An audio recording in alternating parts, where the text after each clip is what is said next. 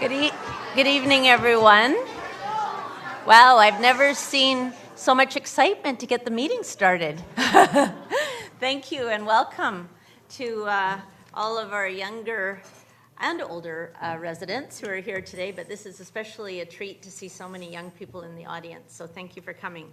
I would like to call the meeting to order and acknowledge that we are holding this meeting on the traditional, ancestral, and unceded territory of the Squamish Nation, Tsleil-Waututh Nation, and Musqueam Nation. We recognize and respect them as nations in this territory, as well as their historic connection to the lands and waters around us since time immemorial. So, anyone have any urgent business to add to the agenda?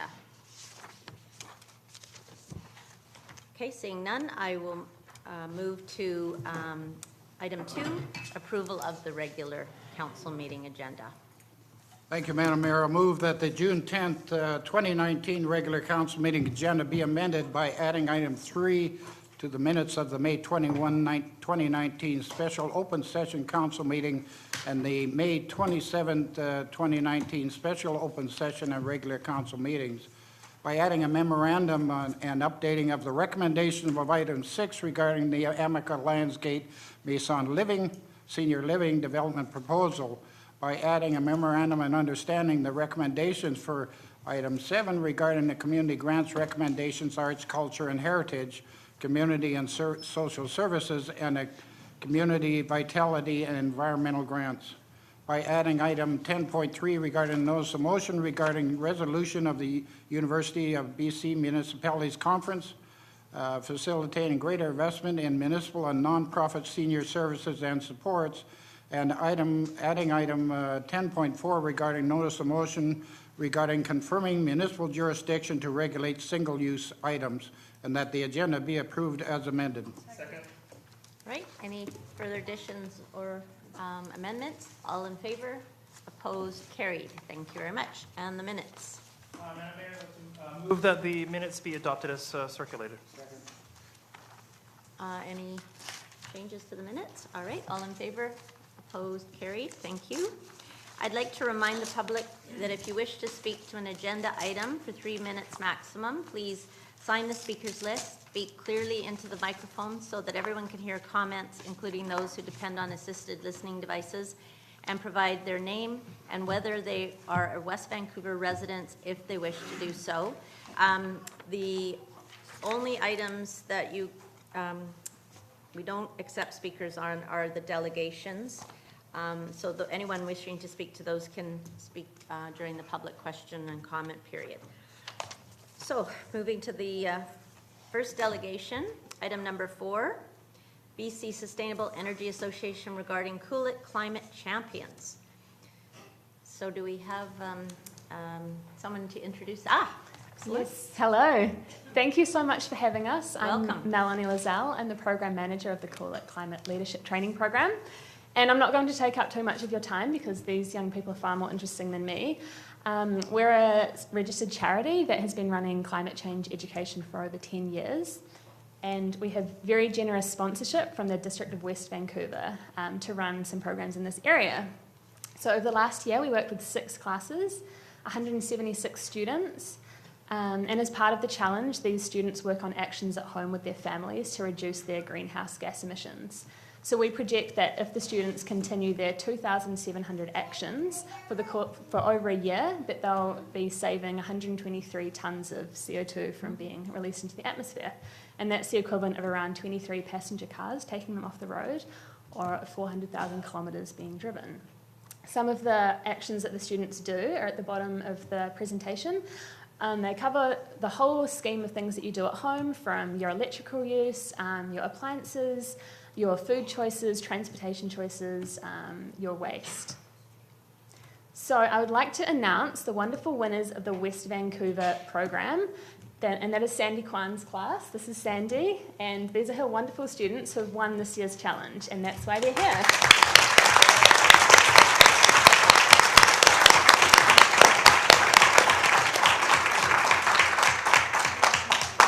So So we project that these students will save 45 tonnes of carbon CO2 from being released into the atmosphere if they continue their wonderful actions. So I'd like to hand over to them to say their piece. Awesome, thank you, Melanie. yeah. That's awesome. All right, guys, Julian, you're first, and everyone else is behind.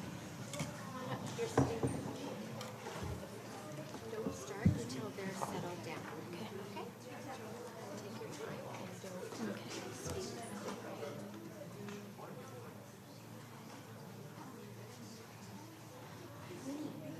Artaban, have a seat. Yeah, when you're done. Go for it, Julian.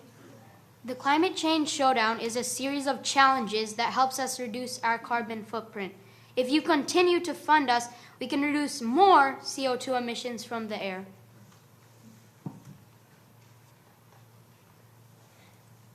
The Climate Change Showdown taught us that a small movement can make a big difference. The Showdown has also taught us that the little things we do can raise or lower our CO2 emissions. Thank you for your funding. West Van should fund the Climate Change Showdown so grades 4 to 12 can help. Grades 4 and 5 are a small group. If you get grades 4 to 12 involved, we can remove a lot more CO2 emissions and move together during the climate crisis. The Climate Change Showdown has challenged us with meat-free Mondays, and that has made us realize we can live without meat. We don't want more trees cut down to support agriculture and cows. We only unless it's for our produce. We need those trees to remove CO2, which will buy us time to switch to renewable energies. If the EU has thousands of passive housing, and one of Vancouver's 6 big moves responding to their climate emergency is to have zero emissions for space and water heating by 2025, why don't you promote West Van to have way more passive housing? You could offer grants for new passive homes. Plus, you could make it mandatory for all new homes in your city to be passive houses. This is how little heat a passive house emits, while this is how much heat a normal house emits. Why don't you provide grants so homes and buildings in West Vancouver can have solar panels because it is a renewable resource? We are wanting the City of West Vancouver to increase funding towards Block Watch grants. These grants can be applied for, and neighbors can come together to build community gardens to grow and maintain their own food. This reduces CO2 emissions and ensures top quality produce for all. Why is there only a climate change showdown making people work on the climate and not the whole city declaring this emergency? Reforesting and planting native shrubs is critical, and more funding needs to be in place for buying these plants so students like us can do the planting and watering. Let us be stewards of the earth. Why do we have all of these promises on the West Van page, but no timeline of when it's going to happen? No timeline equals no commitment. Declare the climate crisis.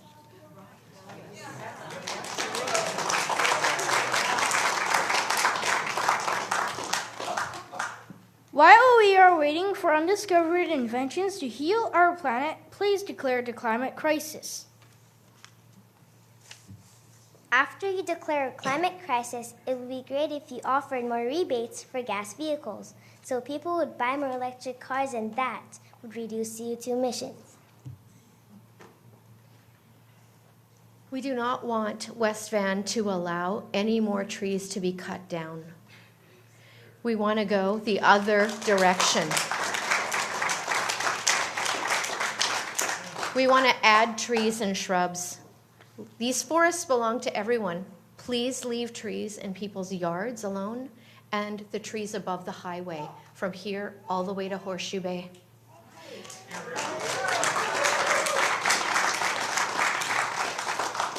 We would like City Council to organize citizens and relevant departments to work at restoring local creeks and coastal systems.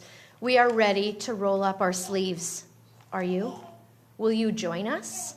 Let's fix it together. Will you meet with us and begin planning on how to heal our city, our rainforest? We want to be part of a mass reforestation and creek support team. This is an invitation for you to join us. We want a meeting in place to get this immediately off the ground.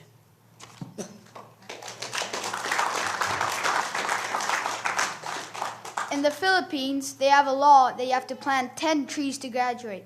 We want you to be a leader like the Philippines and be one of the first to make a law like that. West Vancouver has the fear of being flooded, starting with Ambleside. If we were to be flooded, how would you feel that you didn't declare the climate crisis? Vancouver has declared that by 2030, most people are going to live in a walkable or rollable community. It's obvious that because of these actions, Vancouver's mayor will be re-elected. When are you going to provide a walkable or rollable community? Greta Thunberg has declared the climate crisis all over the world. Even Vancouver has declared it. But why haven't you?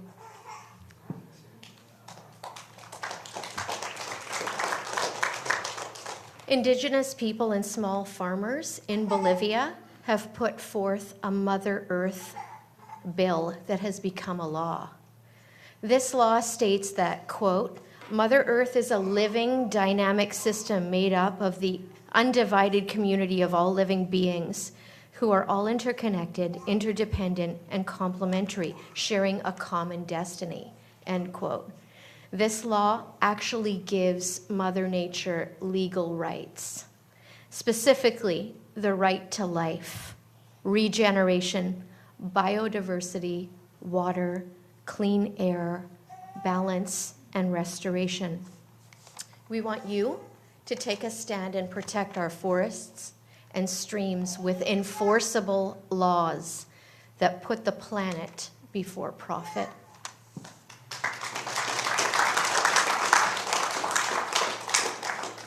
If it's a law for the Philippines to rewild before graduating, why can't you make the same law to plant 10 trees or shrubs before graduating? When is the city of West Vancouver going to use their actions and policies to reduce greenhouse gases, declare the climate crisis? You have been elected to represent the interests of your citizens, and that includes us.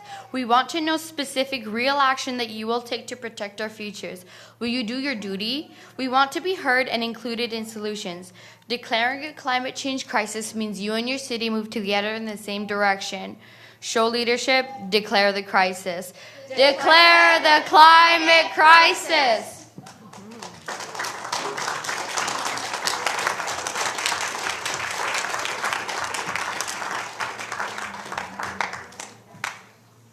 The students have 4 demands for Mayor and Council of the District of West Vancouver. Demand number 1, declaration. Declare a state of climate and ecological emergency. Demand number 2, plan and action. Join with citizens to create science-based action plans with immediate implementation. Demand 3, more trees. Reforestation, not deforestation. Ban on deforestation and work together to plant lots and lots and lots and lots of new trees. Demand number 4, restore our creeks. Our creeks have been neglected. Join us to identify creeks in need of restoration and restore them. Let's do this together. Will you join us? On April 29th, the City of Vancouver approved an emergency climate response to increase our efforts to tackle climate change. The report amplifies and builds on past progress to reduce carbon pollution, improve energy efficiency, and transition to renewable energy. They declared 6 big moves. Number 6 is the restoration of forest and coastal systems. By fall of 2020, to develop negative emission targets that can be achieved by restoring forest and coastal ecosystems. Vancouver is joining hundreds of cities around the world in declaring a climate emergency and committing to reduce emissions locally.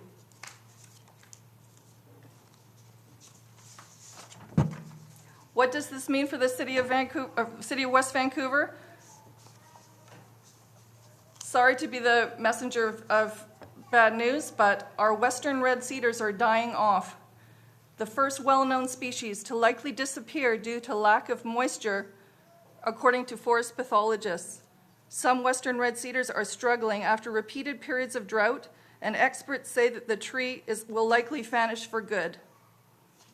The death of the western red cedar and other trees... Excuse me, sorry, are you part of the delegation? Yes, I am. Okay. You're part of the classroom delegation? That's correct. I put it together with them. Okay. The death of the western red cedar and other trees could be much more a rapid effect of frequent summer drought, and shocking can be seen in many parts of Western Vancouver. I personally have documented this over the last year and have taken pictures to share with you in case people are not aware of this local problem that we are having with our western red cedars dying out, our first species.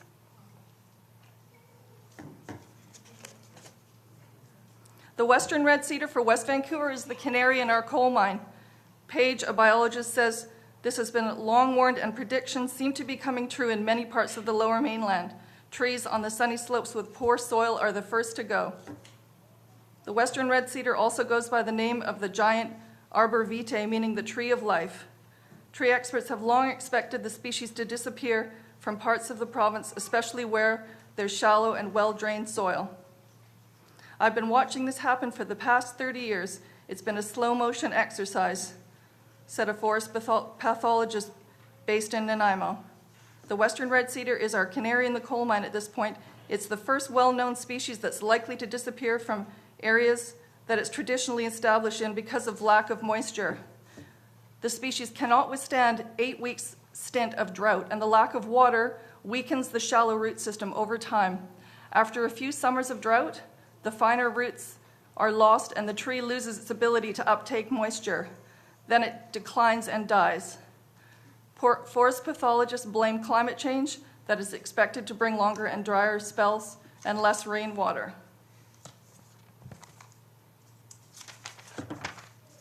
And I'll just close with a poem. And these are the 4 demands from the students. It's 3:23 in the morning, and I'm awake because my unborn grandchildren won't let me sleep. My unborn grandchildren ask me in dreams, "What did you do while the planet was plundered? What did you do when the earth was unraveling? Surely you did something when the season started failing, as the cedars, salmon, and orcas were all dying. Did you fill the streets with protest when democracy was stolen? What did you do once you knew?" Thank you.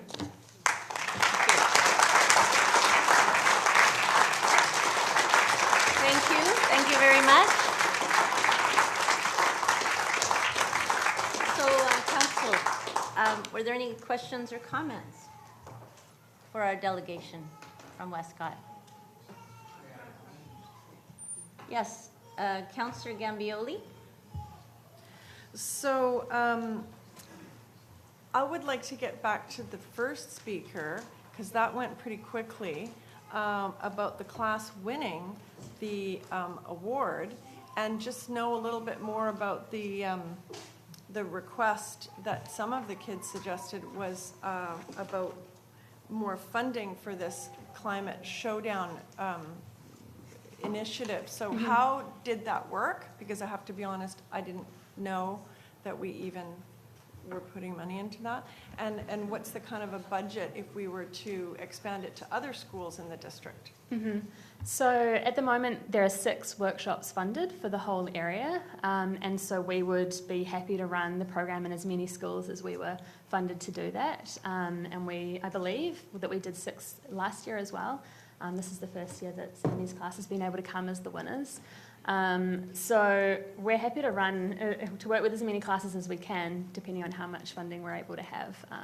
We're a completely non-profit organisation, and we rely on municipalities And we sometimes seek funding from external sources to run the program as well, where we aren't able to receive municipal funding.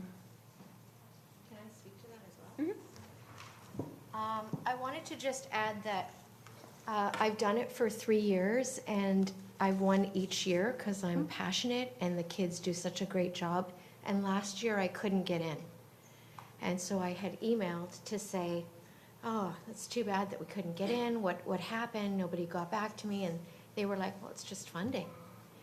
And kids at this age are cognizant enough to make change, to go home and talk about things and impress upon families the need for our climate and ecological crisis, what we can do. Little changes make a big difference. And like Iker had said, if we could make this program grades 4 to 12, it's currently offered grade 4 and 5, but if we could offer this, even if this is only 6 classes, I mean, 6 classes is nothing. If we could do, I have 6 classes that are just intermediate students at Westcott. So if we could offer it to grades 4 to 7, maybe not 4 to 12 if it's not feasible, but 4 to 7 across the district, there'd be more competition, there'd be more kids developing awareness for change that could be a lifelong habit for them.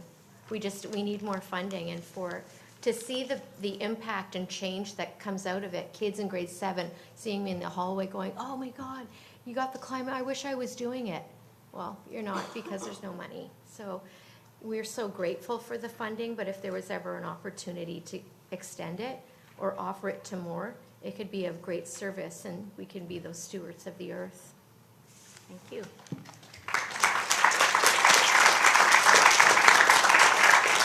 Councillor Socrates. Thank you, Madam Mayor. A couple of years back, we declared a large forest area around Eagle Lake as park, preventing deforestation. In your request for an action, possibly from Cypress, Upper Cypress area to Horseshoe Bay, encouragement to not develop that area and maintain all the trees. And when you look at the 2,600 hectares above the 2,000-foot level, which is the district's responsibility other than the park up there for skiing, it is full of trails. We have set out the old Gold Grove Forest, and we have been very vigilant that 2,600 acres remain treed forevermore. Maybe you can help us with some actions that would help us declare that some of that area park in the future will never be deforested. So we have done some initial work, and I really support your desire to move along with some of your demands here. And I know through the Howe Sound Community Forum, many of the local governments are sending a letter to Victoria to demand that there is an emergency on climate change and that we get on with it. So we're partly in sync with you, and thanks for all your responses today. It's well taken. Thank you for listening. Councillor Thompson. Would you mind explaining to me how you utilize the funding and what sort of level of funding you think would be appropriate to achieve what you wanted? I don't utilize anything. I just utilize 30 people every day. This is the lady who does the funding. So we have big ideas for what we could do with more funding, and it's exactly that, to expand to high school, to be able to offer more programs in different areas. So right now we approach municipalities ourselves to, once we've got some interest from teachers and classes, to say there's interest in this program and climate education. It's not being offered in the BC curriculum. Teachers don't know how to teach it necessarily, so they request us to offer it, so we then go and seek funding. So yeah, we're a very lean, small non-profit, and the more funding we have, the more ages, the more programs we can run. Okay, thank you. Thanks. Councillor Cameron. Well, I'm going to put the motion on the floor to receive the report, but I think it's important to, say at the outset that I think everyone on council agrees that we are facing a dire crisis with climate change, and a declaration is important, and we'll certainly consider that. In the meantime, you should know that we have acted and are acting in a number of areas that you should be aware of. One is last year we passed our our community energy and emissions policy, which talks about what we do and how we reduce emissions in the entirety of West Vancouver.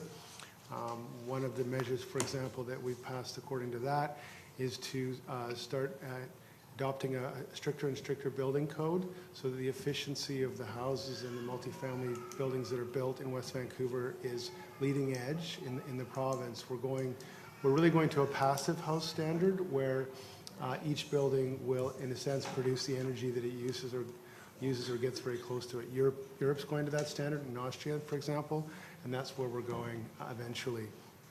We also have a corporate emissions policy which talks about the district's operations and how we green those. Certainly we're taking action in that regard. Could it be more aggressive? Probably. Do we need to look at it? Yes. On the tree issue, last council meeting, we had a staff recommendation for a tree bylaw after the working group came back, and we actually on council we actually passed direction to staff to actually bring in a stricter tree bylaw and look at protecting trees that are smaller, 35 centimeters in diameter and above, and requiring replacement trees.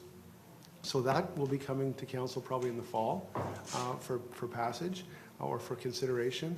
But the other element is, of course, replanting, and I think that is something we could do a lot more work on.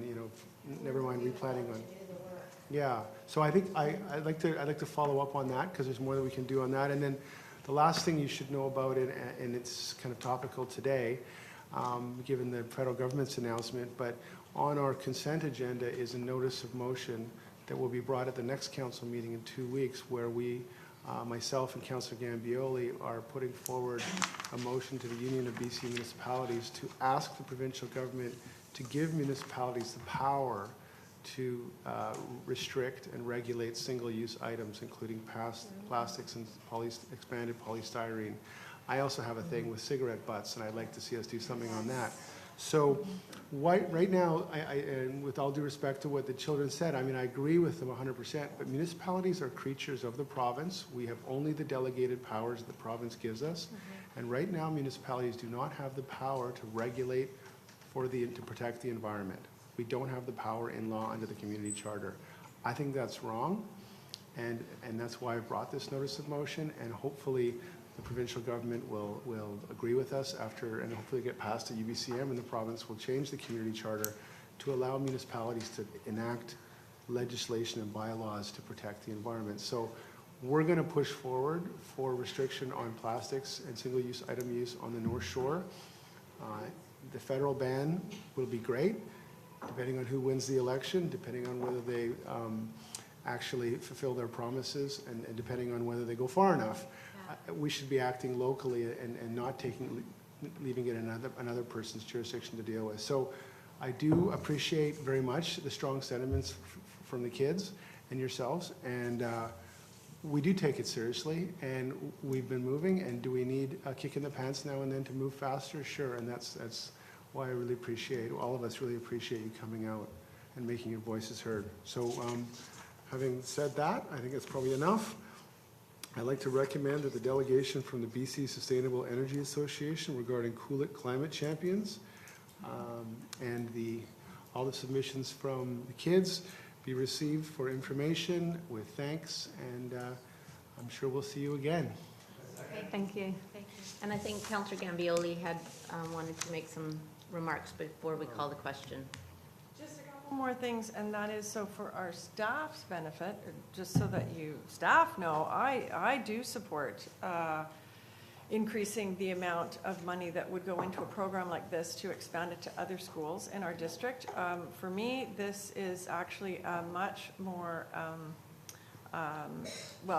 we've got great leverage at a low cost with putting money into a program like this, educating students who will then educate their parents, because it's actually the parents that make the decisions around issues of GHG emissions, which are essentially only two: driving gasoline cars and heating your house with gas. Those are the two big GHG emitters. Now, I suspect that 98% of the people in this room came here today in a fossil fuel emitting vehicle. Okay, so we are all to blame for this, and we've all got to do better. So I would wholeheartedly support more funding for this program to other schools. The issue of reforestation, again, I would also support that in terms of staff knowing that. We have a Parks Department that does this kind of thing. They do ivy poles and reforestation in our parks. So if your class or any other students want to get involved in those programs, you contact our Parks Department. Is that Carrie? Or who's the lady? I don't know, but yes, Carrie? yes. Yeah, so I've It already is. teed up with her. 'Cause I We're sent meeting an in the There you go. summer. We're going So- Hugo Ray. You're on it. Yeah, So we're on that's fantastic. And lastly, restoring our creeks, that's an issue that our local, several local groups have been working on for many years, and Stream Keepers is one of them, and the other is Lighthouse Park Preservation Society. They do weed pulls and stream restoration all year long. Well, actually not all year long, but anyway, many, many times every year, and those are two other groups not related to the district directly, which you could volunteer with, or any of the kids or their parents or their friends, or could get involved with. So I recommend contacting Stream Keepers or Lighthouse Park Preservation Society. They would love to have your volunteer muscles. Thank you. So all in favor? Opposed? Carried. Thank you very much for your, and I just want to echo what Councillor Gambioli said. We are in a climate crisis. There is no question. And I think energizing the community around this is what creates change. So we're happy to lead, we're happy to follow, and we're very happy that the kids are taking this on. So will you make a declaration today then? We won't make one today, but we will consider it for a future meeting. We'll definitely discuss it as a council. So thank you very much.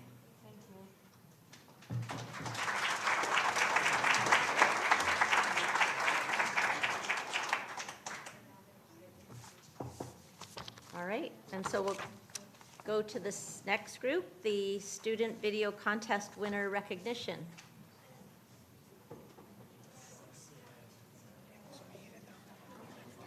Sorry?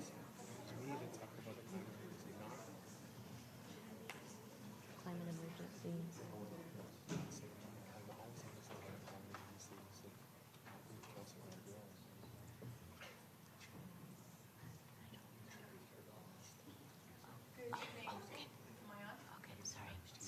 Good evening, Mayor and Council. I am Emily Willoughby from the Engineering Department.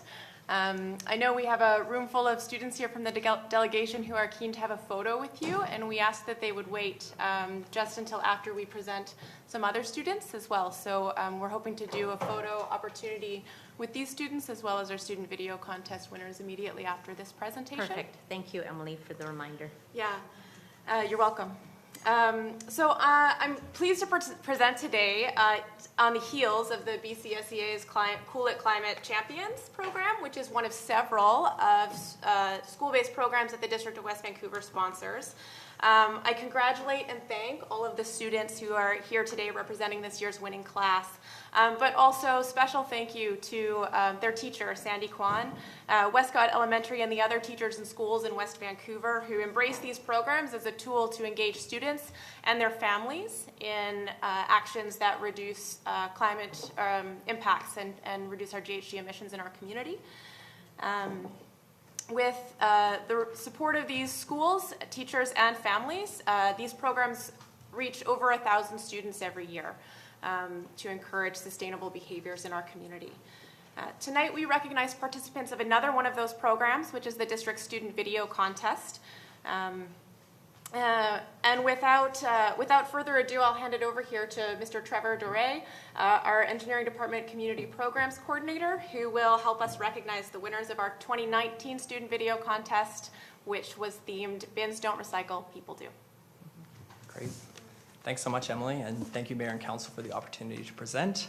and also for the opportunity to celebrate some of West Vancouver's student video makers.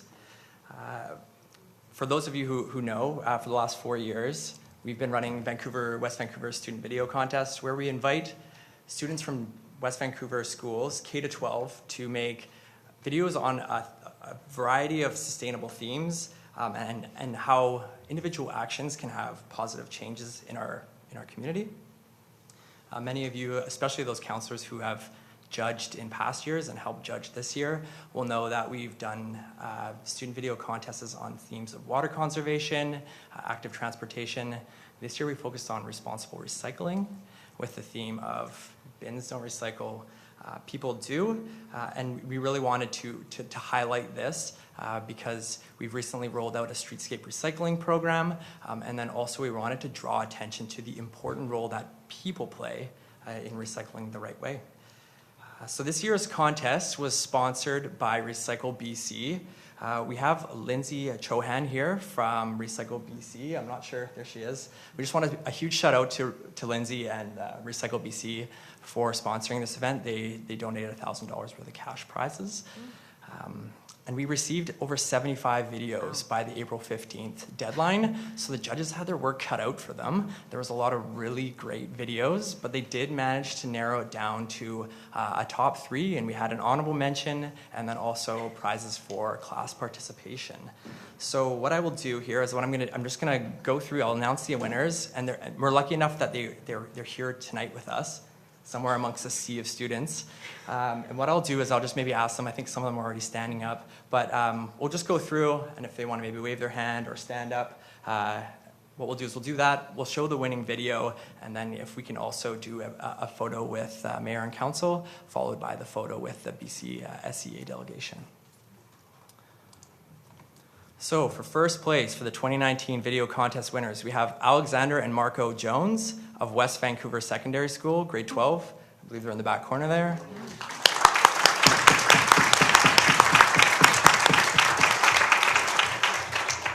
Maybe what we'll do too is we'll just hold applause. I'll go through all 4 and then we'll do a round of applause. We'll watch the winning video. We can applaud again. First runner-up, Anton Lavrov, Ridgeview Elementary School, grade 5. I saw him sitting in the back there as well. Anton.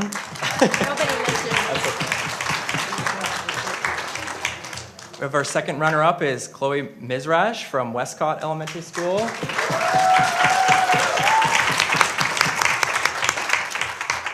We also have an honorable mention, Daniel Solojenko from Pauline Johnson Elementary School, grade 3.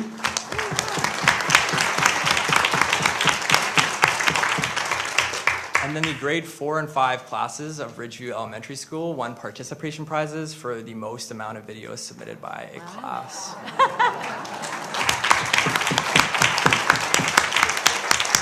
I was going to say, they're not here tonight early, so this would be a full house, total full house. So what we'll do is we'll go ahead and watch the winning video by Alexander and Marco Jones.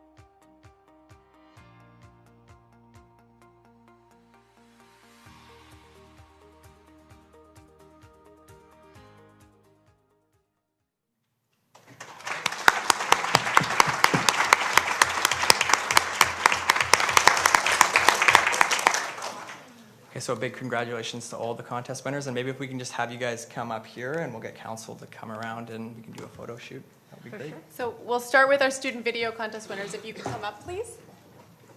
And Lindsay, if you'd like to be in the photo too.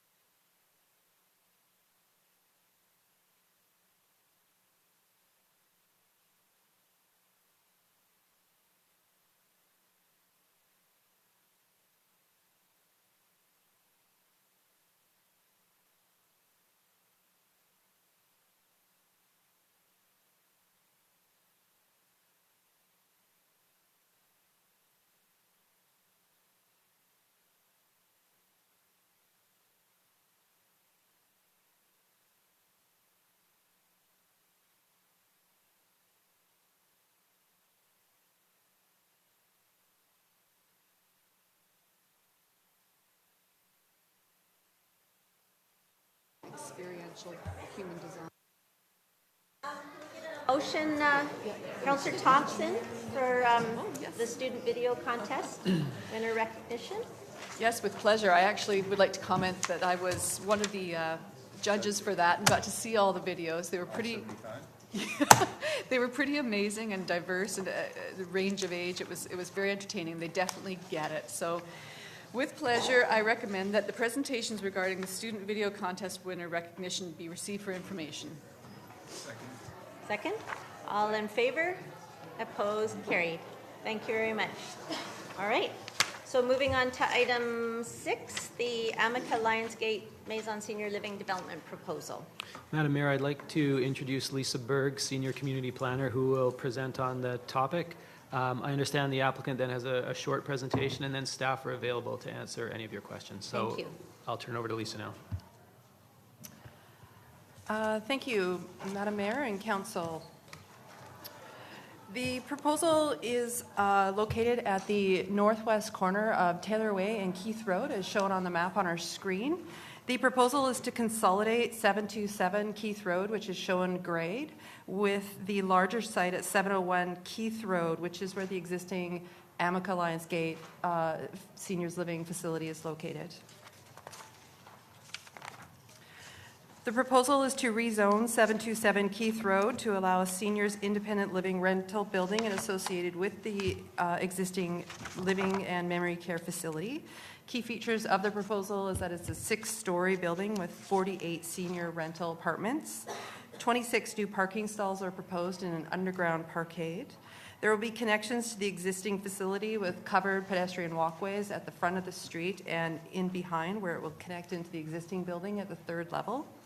There will be common resident amenities, and residents will also have access to the existing amenities in the main facilities, and new landscaping that's integrated with the existing facility and the public realm is included. With an aging population, demographic information reveals that 1 in 4 residents in West Vancouver are over the age of 65, 27% of whom live alone.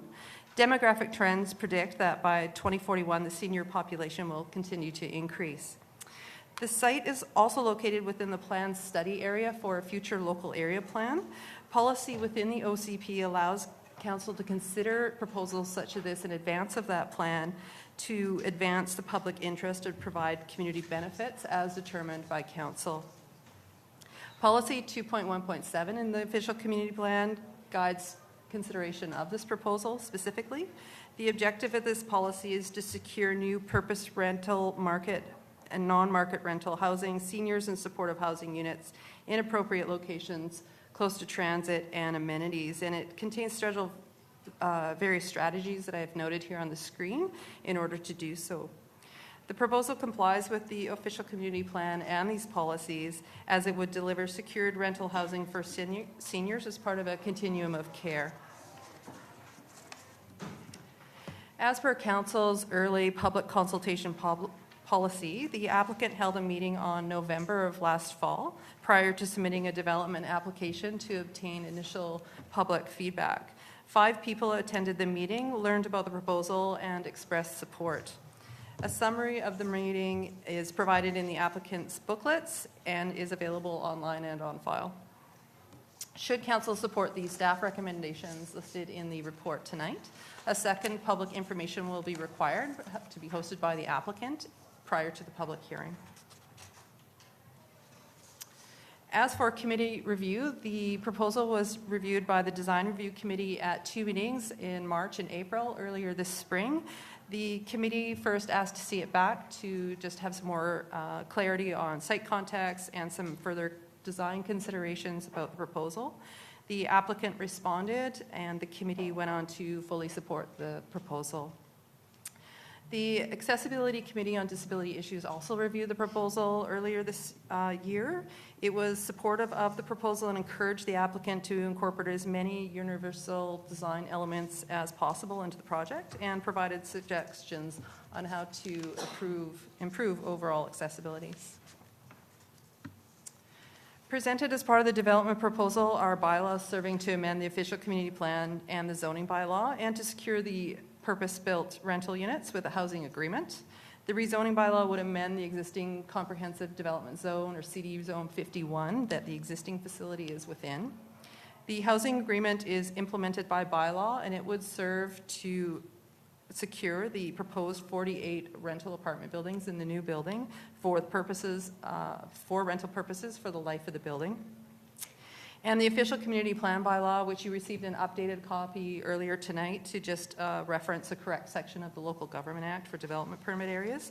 The development permit, or pardon me, the OCP amendment bylaw would expand this new site into the existing development permit area, which would then enable the development permit to control the form and character of the development. Through a negotiated approach with the applicant and the district, between the applicant and the district, pardon me, the applicant offers a voluntary contribution of cash of $219,000.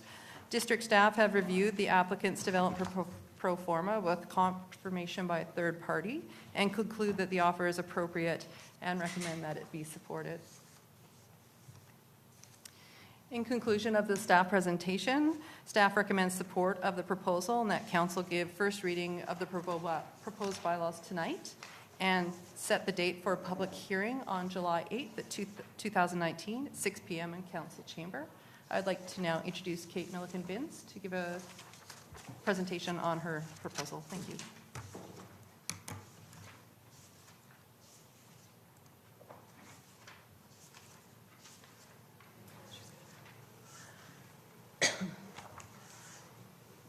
Perfect. Thank you, Lisa.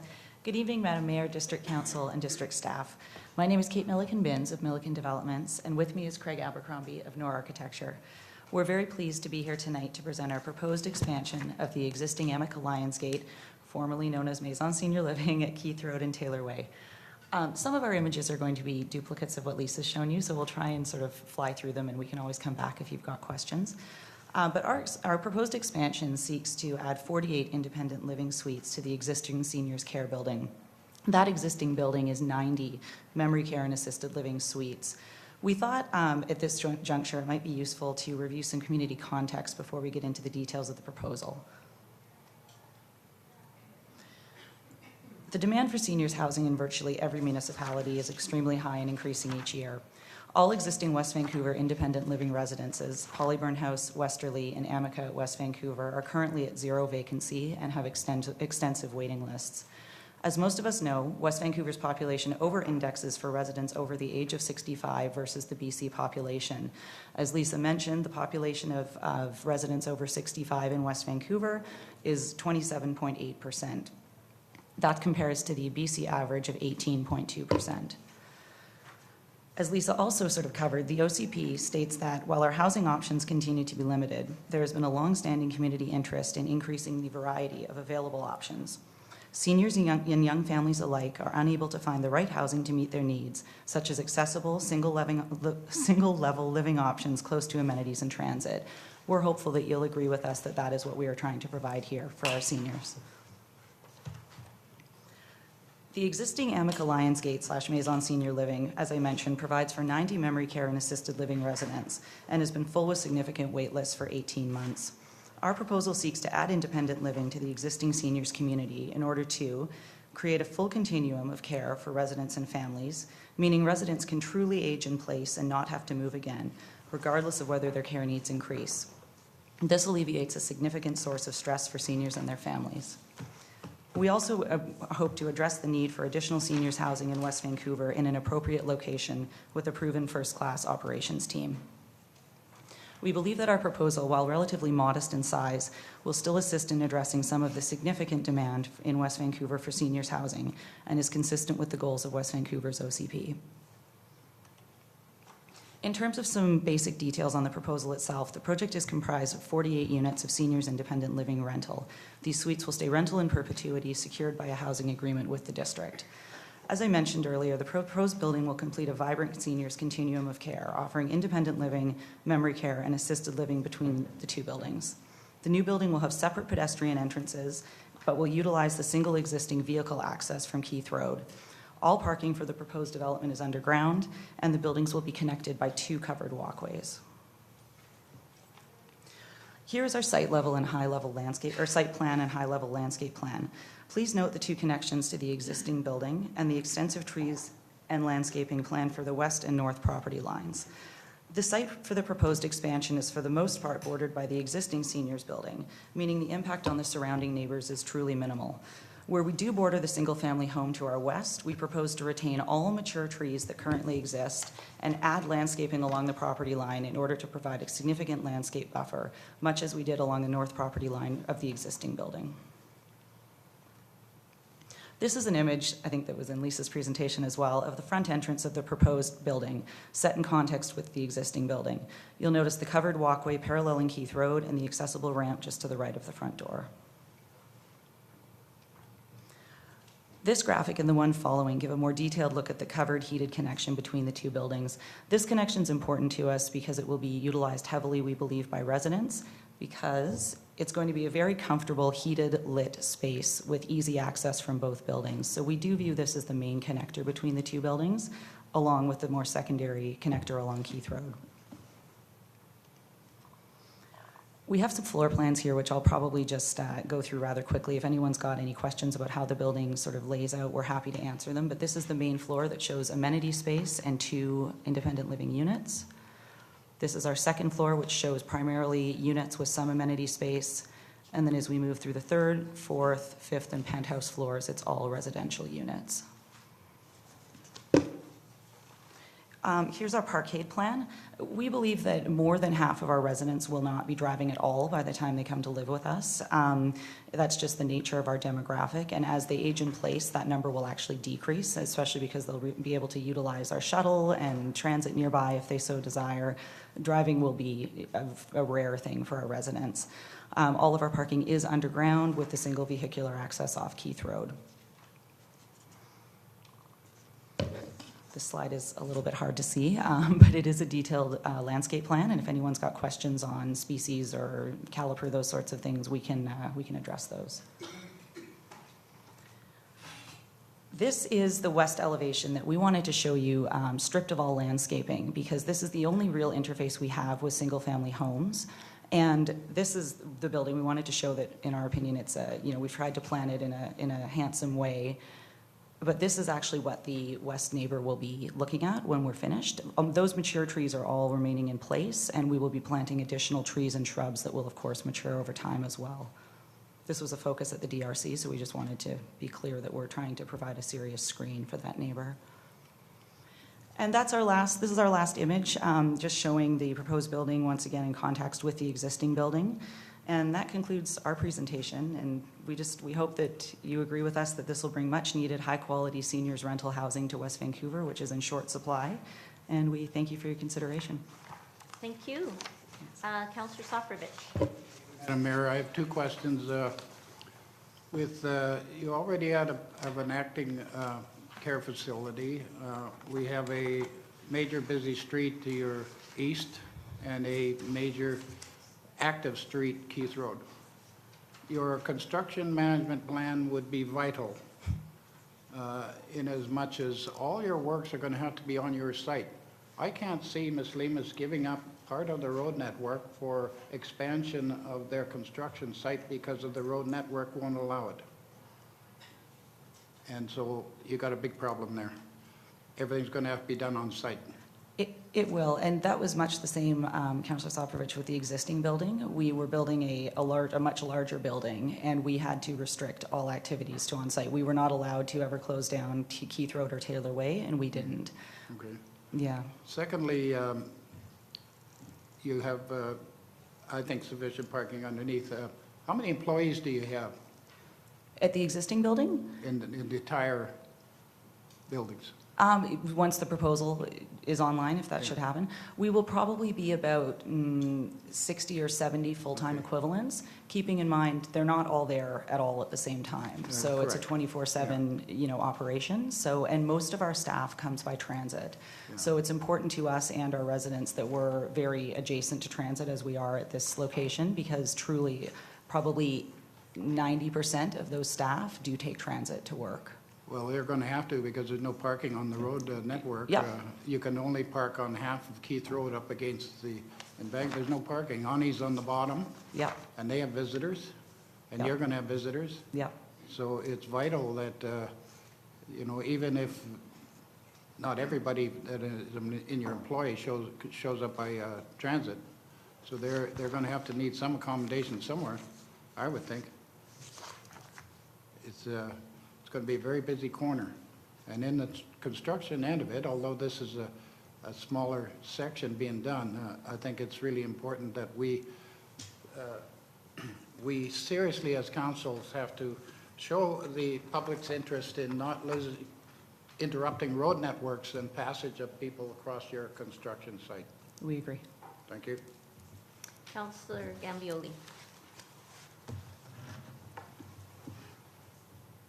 You didn't want to ask about the hydro pole? Okay, sort of joking. Okay, just a quick question, actually, probably for our staff to answer. Page 13 of the report, under conditions precedent to adoption, the third bullet says ministry approval of the proposed rezoning bylaw. Why is that? Madam Mayor, the Ministry of Transportation is required to sign the rezoning bylaw under the Transportation Act, given it is within proximity to a controlled access highway. Ah, transportation. Okay, I didn't realize it was Transportation Ministry. Okay, good, thank you. Councillor Cameron. Just a couple of technical questions. What's the average unit size? The average unit size is about 675 square feet. So what will they rent for? To be completely frank, we haven't set rental rates yet, and it will be similar to the existing building, dependent on a resident's sort of what package they end up taking. And by package, I mean whether it's meals, housekeeping, some light care. But realistically, these will probably be in line with the Westerly, which, and again, these are smaller units. We're very much on purpose planning smaller units, more gracious amenity spaces. Will probably be in the realistically $6,000 to $7,000 a month. And that's starting at that and going up from there? That would probably be an average, yeah. So there'd be some below that. Let's say someone required very little additional care. They'd be below that. They'd be less than that. How much below? Probably maybe in the $4,000 range. And that's for one bedroom? Correct. But this is an average across. We have some two-bedroom units and that sort of thing too. I'm just trying to get a sense of the magnitude. Sure. So, I mean, I guess, Ms. Berg, I'd like to see the CAC determination because it seems, to be honest, the land lift from this seems low, 219,000. I do know the FAR across the combined site is 1.4. The consolidated site, that is for the whole site, right? So what, if you took the extra square footage over the extra lot, which it's basically swapped on, what would the FAR be on that? Approximately. Councillor Kevin, you're asking if this, we There's were an just existing- looking there's at an it existing site now? in isolation? Yeah, if you're just looking at the new lot and the new building, which pretty much sits I would on have the to new look that lot. up for you. I think it's contained in the package, but I'd have to dig it out. I didn't see it, so Okay. it'd be 4 or 5 probably? Craig, do you have any? Yeah, I don't have the exact number off the top of my head, but I would say around 4. Okay. But again, that's an So I estimate guess, right now. Ms. Berg, I'd like to see that consultant's report on the CAC, because it seems to me that if you're building 48 units at relatively healthy market rates of $4,000 a unit, and you're going from one single house to 48 units at F4 FAR, that seems strange to me that that's all the land left. I know it costs a lot to build the building. I know they're going to do a big job on it. They've got lots of common space, underground parking, which is very expensive. So I'm not naive about it, but that just seems like so that's, I guess, a question, but it's confidential information. You can't share it with me now, but I would like to see that at some point. I just as a comment, Sure. that does seem a bit jarring, and that's the only thing about this project that seems that I have questions about. And Councillor Cameron, if I may, one point of clarification is our operating costs as well. So in a typical apartment, you don't have, if this weren't to be seniors rental without staff and all those sorts of things, you have a much higher operating margin, to be candid. We have huge operating costs. So when you think of, when you hear these numbers being batted around in terms of the rental rate, that is not at all sort of all she wrote in terms of our financials. So our operating costs are significant. So can I ask a question about that? So what would, just so I understand the model, what would, and I would have raised this before with you if I thought of it, but how many, okay, 48 units, how many staff would you have? I know it's hard because you've got the two buildings, but how many staff would you have per a 24-hour period for those 48 units in addition to what you have now for the existing building? Like what's the staffing delta? I just have no concept of how much additional staff, obviously janitorial staff, but in terms of care staff, which you're referring to, what would that be for 48 units? We might have, it really does depend on our population makeup and how much care they need. So it's truly a bit tricky to answer, but somewhere probably in the neighborhood of between 10 and 20 additional staff. A day? No, sorry, overall. So not, sorry, that would be what we'd be hiring. So let's say a handful probably, yeah. 4 to 6 Yeah. in that for a 24-hour period. Because this is a more independent population, Yeah. so. But that is a pretty big nut though, because those people are getting paid a decent amount and it's 10 to 12 people, okay. And we've really found, sort of anecdotally, but in terms of our operating costs, they're starting to skyrocket, where it's challenging to attract staff to the North Shore, as we all know. Exactly. And we're really starting to feel that pinch. We've been having to use some temporary staffing agencies, which we don't like to do for many reasons, but we're trying to combat that by providing a great environment, great benefits, very, competitive wages. So we're starting to see some pinch there as well for our operations. Yeah, and I guess just as an editorial comment, what I read in the paper about independent living, assisted living homes is the easiest thing that multinationals do when they buy one is they de-staff it, or they get cheaper staff, or they cheap out on positions or whatever, classifications, and ultimately that leads to poorer care and at times inadequate care. So I guess we don't want to do that either. Okay. Thank you. Agreed. Thanks. Councillor Wong. Thank you, Your Worship. Can you speak to any sort of integrated energy solutions that you're using to heat the facility in terms of solar panels, renewable natural gas, as well being where it is located? I assume there must be some sort of plan for sound mitigation, triple plane, it's becoming a noisier and noisier intersection, as it were. Yeah, this is our next step moving forward if we're successful. So we are looking at solar panels to provide additional electricity and heating for the building. And also with the National Energy Code and the STEP code being implemented, we're all under pressure for every project to, much like these kids here today are telling us, we need to address it, and we will be addressing it moving forward. We're going to have to get some sound impact studies done to make sure if sound requires triple pane, but usually what's going to happen is we're going to beef up our building envelope to become more thermally better, which will reduce the amount of demand that the building will need. Sure. So, and this is a question that perhaps you have not gotten yet to. Are there thoughts perhaps making it is a zero waste facility, I think is the technical term? Councillor Gambioli, you might be able to help me out. Is that? Or net zero? Is it zero waste? Net zero. Net zero, thank you, yes. Yeah, we haven't, this is the next step. That's a big undertaking that happens during the very technical design of the building. And those are issues that we need to look at moving forward, for sure. Great, thank you. Great. So any further questions from council? Okay, so we can get a motion from Councillor Lambert. Okay, Madam Mayor, there's a series of here. Yep. Recommend that the memorandum from the Senior Community Planner dated June 10th, 2019, titled Amica Lionsgate OCP Amendment Bylaw be received for information. Okay, any discussion? All in favor? Opposed? Carried. And recommend that opportunities for consultation on the proposed OCP amendment with persons, organizations, and authorities as outlined in the report from the Senior Community Planner dated May 22nd, 2019 be endorsed as sufficient consultation for purposes of Section 475 of the Local Government Act. Okay, all in favor? Opposed, carried. And recommend that proposed official community plan bylaw number 4985 2018 amendment bylaw number 5008 2019 be read a first time. All in favor? Opposed, carried. And recommend that proposed zoning bylaw number 4662 2010 amendment bylaw number 5009 2019 be read a first time. All in favor? Opposed, carried. Only a few more. That proposed housing agreement authorization bylaw number 510 2019 be read a first time. All in favor? Opposed, carried.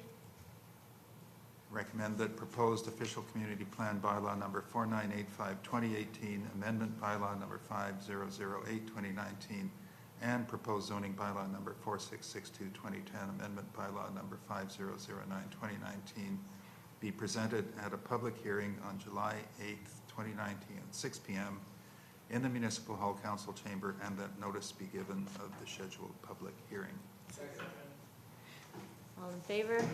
Opposed, carried. And finally, that proposed development permit 18-123 and the proposed amendment to development permit 12-084 be presented at a public meeting scheduled for July 8th, 2019 at 6 p.m. in the Municipal Hall Council Chamber to be held concurrently with the public hearing scheduled for July 8th, 2019 at 6 p.m. in the Municipal Hall Council Chamber, and that notice be given of the scheduled public meeting. All in favor? Opposed, carried. Thank you. Item number 7.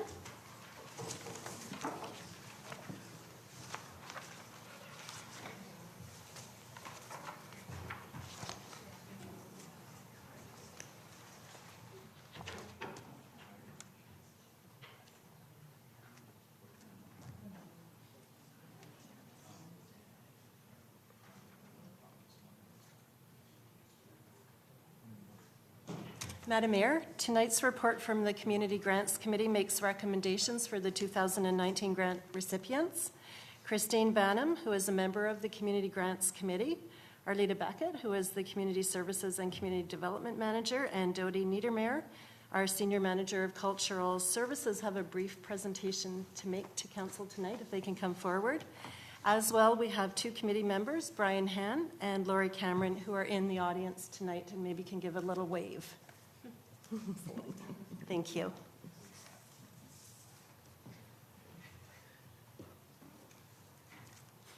Welcome, ladies and gentlemen.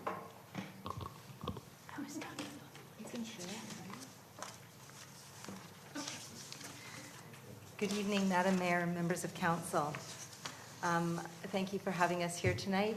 We have Dodie Niedermayer, Senior Manager of Cultural Services, and Christine Banham, who is here on behalf of the Community Grants Committee to present the 2019 funding recommendations.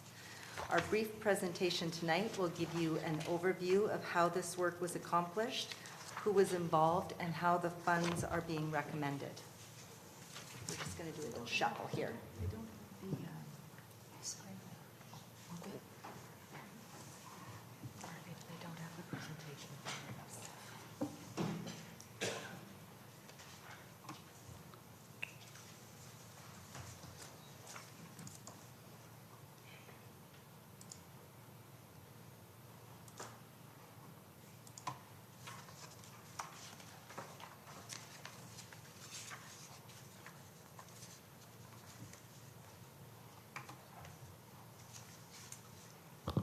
The Community Grants Committee consists of 10 members. Annually, the committee is tasked with making recommendations to Council on allocation of funding for arts, culture, and heritage grants, community and social services grants, and community vitality and environment grants. These grants are given to not-for-profit organizations who are community-based that deliver vital services to West Vancouver residents. Ms. Banham will now take you through the grant recommendations work of the Community Grants Committee members.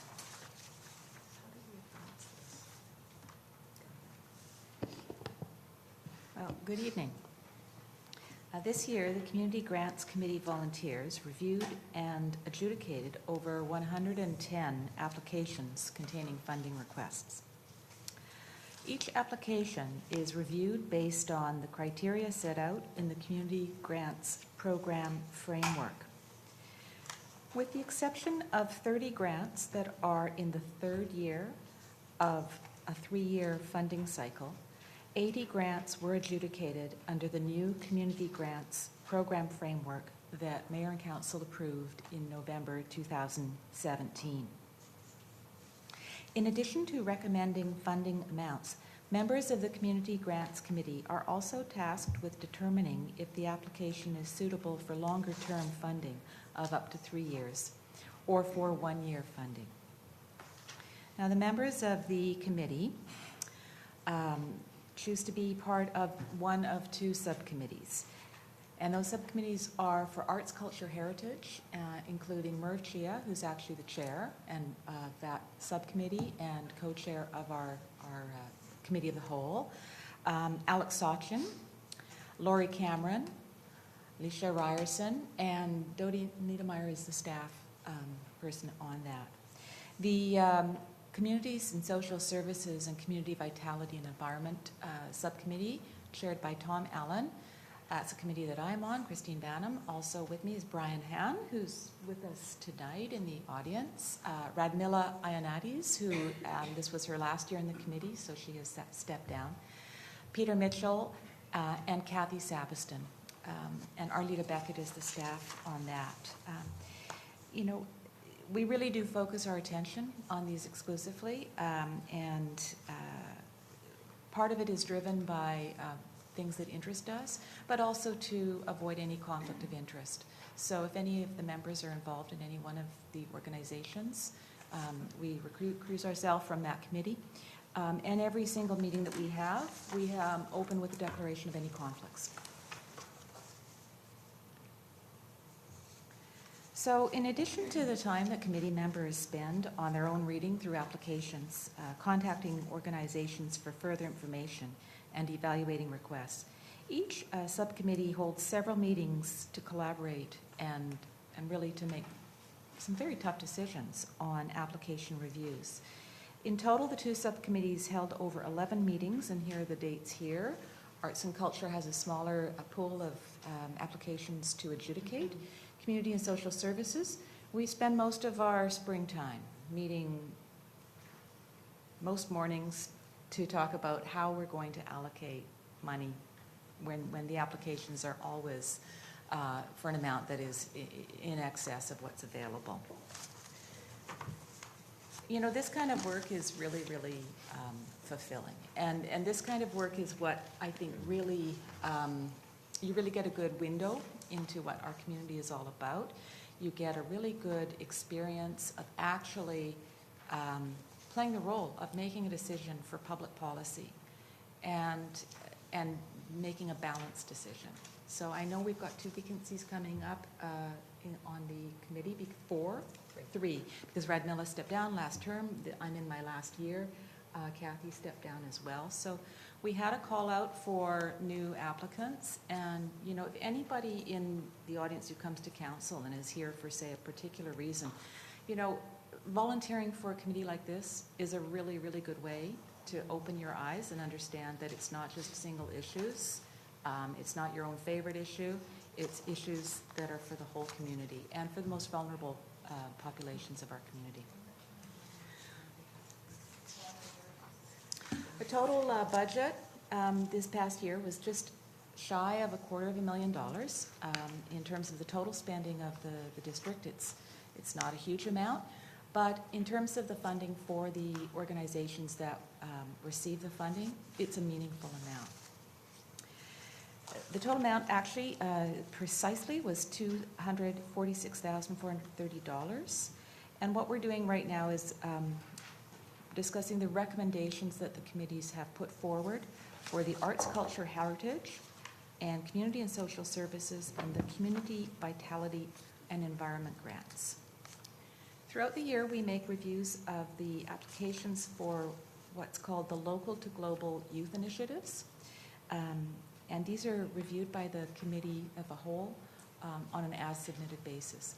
The point there being that the youth ones, we want to encourage them throughout the year. If they've got an idea they want an initiative that they want to get kick-started, send in an application rather than tying them to a once-per-year application process.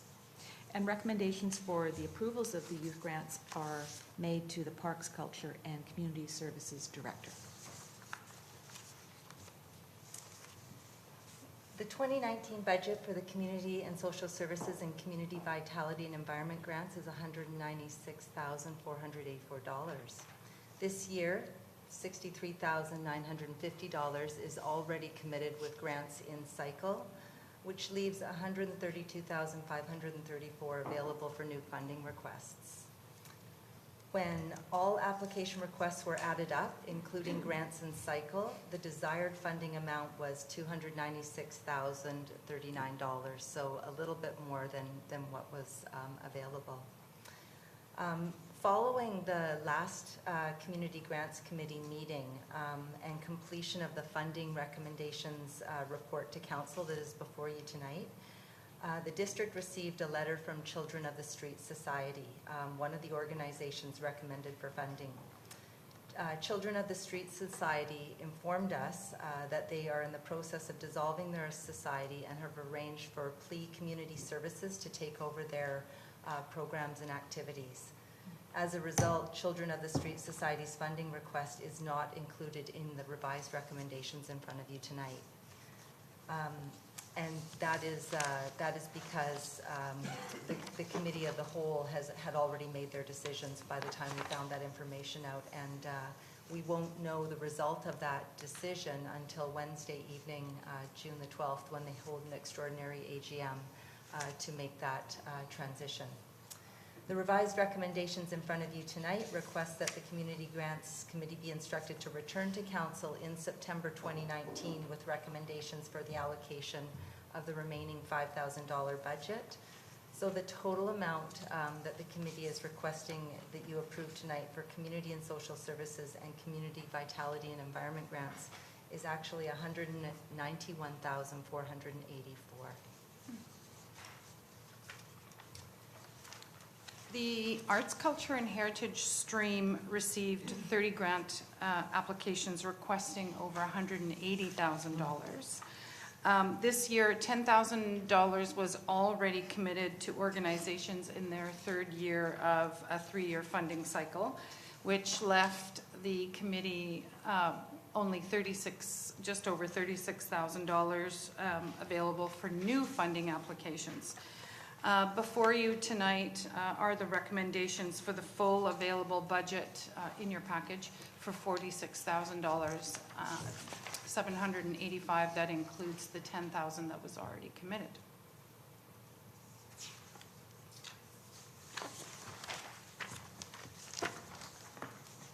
Okay, so wrapping up, I would like to take this opportunity to thank Mayor and Council for their ongoing support of the program in terms of the goals of the Community Grants Program.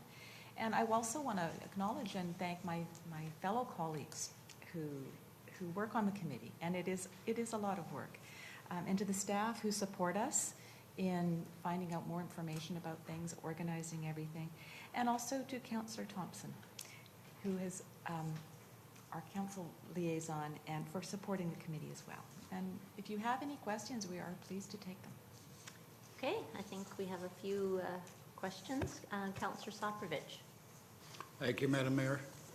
I was just curious, do you dictate the terms of where the money goes to different organizations? Do you mean we put conditions on it? Well, I'll give you an example. A very worthy cause, the North Shore Disability Resource Center has applied for 3 different grants totaling $8,000. Right.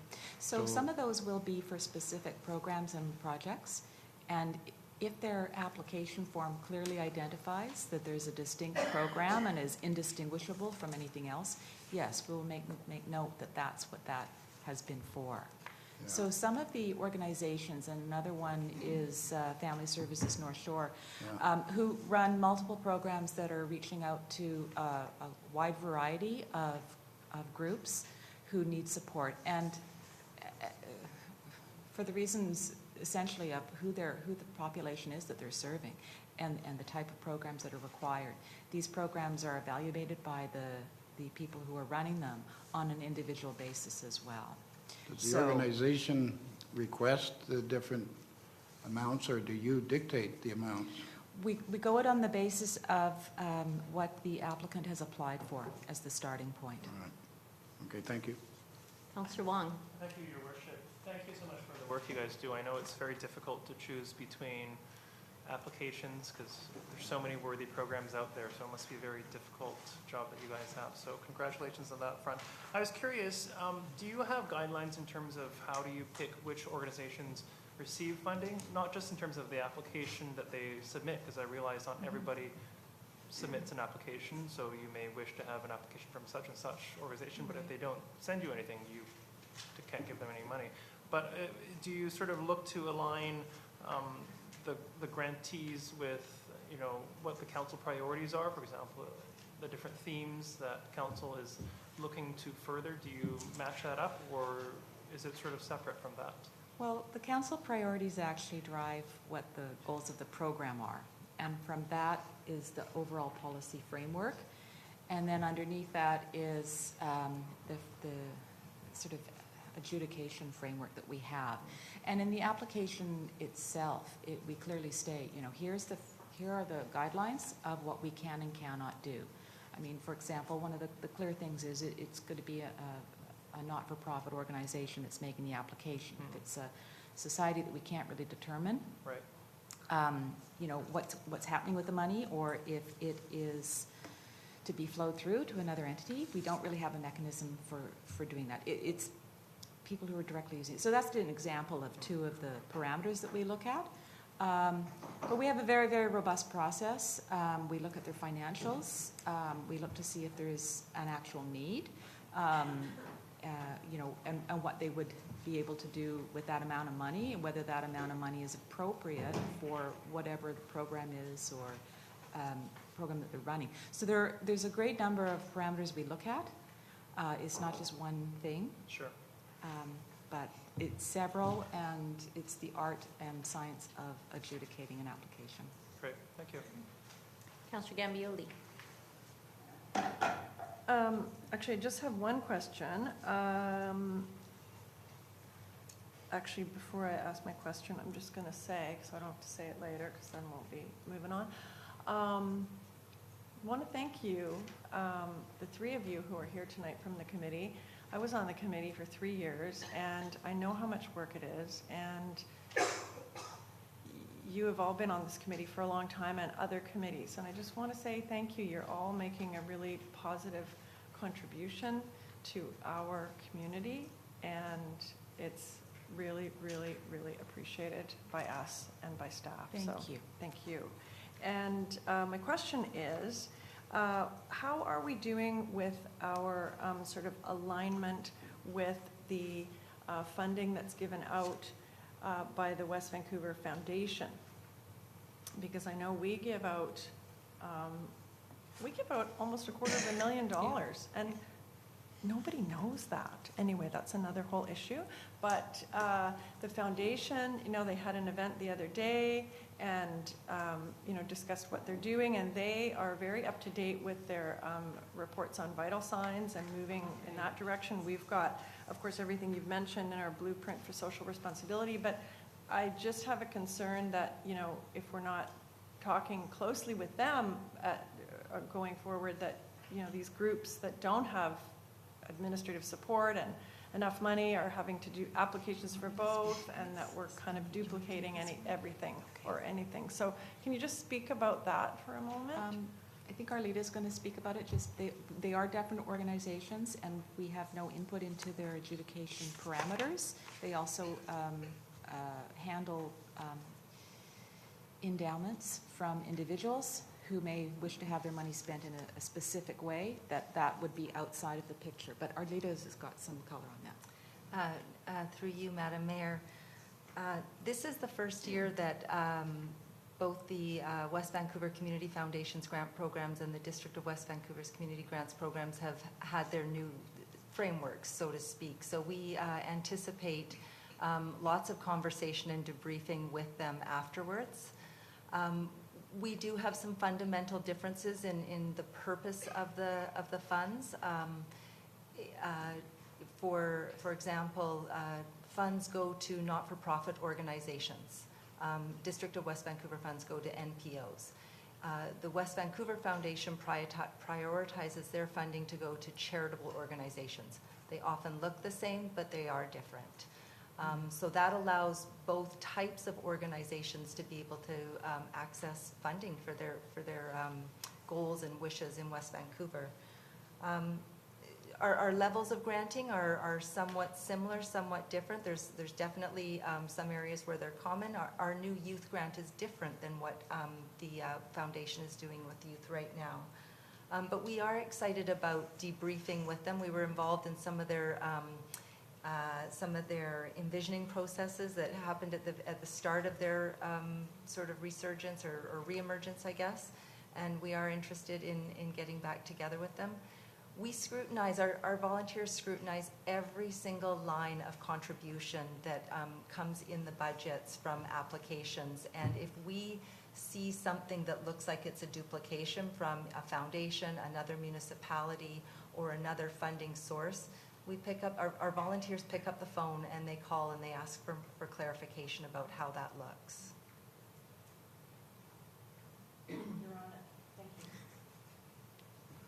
Okay, thank you. And I do want to also thank the group, the committee, because this is, you can see from the dozens and dozens of organizations that are, they run on often a shoestring budget, and they use the money that we give them to leverage the services that they provide, which are much needed if you look at the cross-section. So it's hugely important work. It is $250,000 almost, but it's still a small amount when you look at each organization, how much they're actually getting. So on that note, I just wanted to acknowledge that, and Ms. Niedermeyer knows this, that I believe that 2 of the recommendations coming from the facilities or maybe the Arts and Culture Committee relate to grants.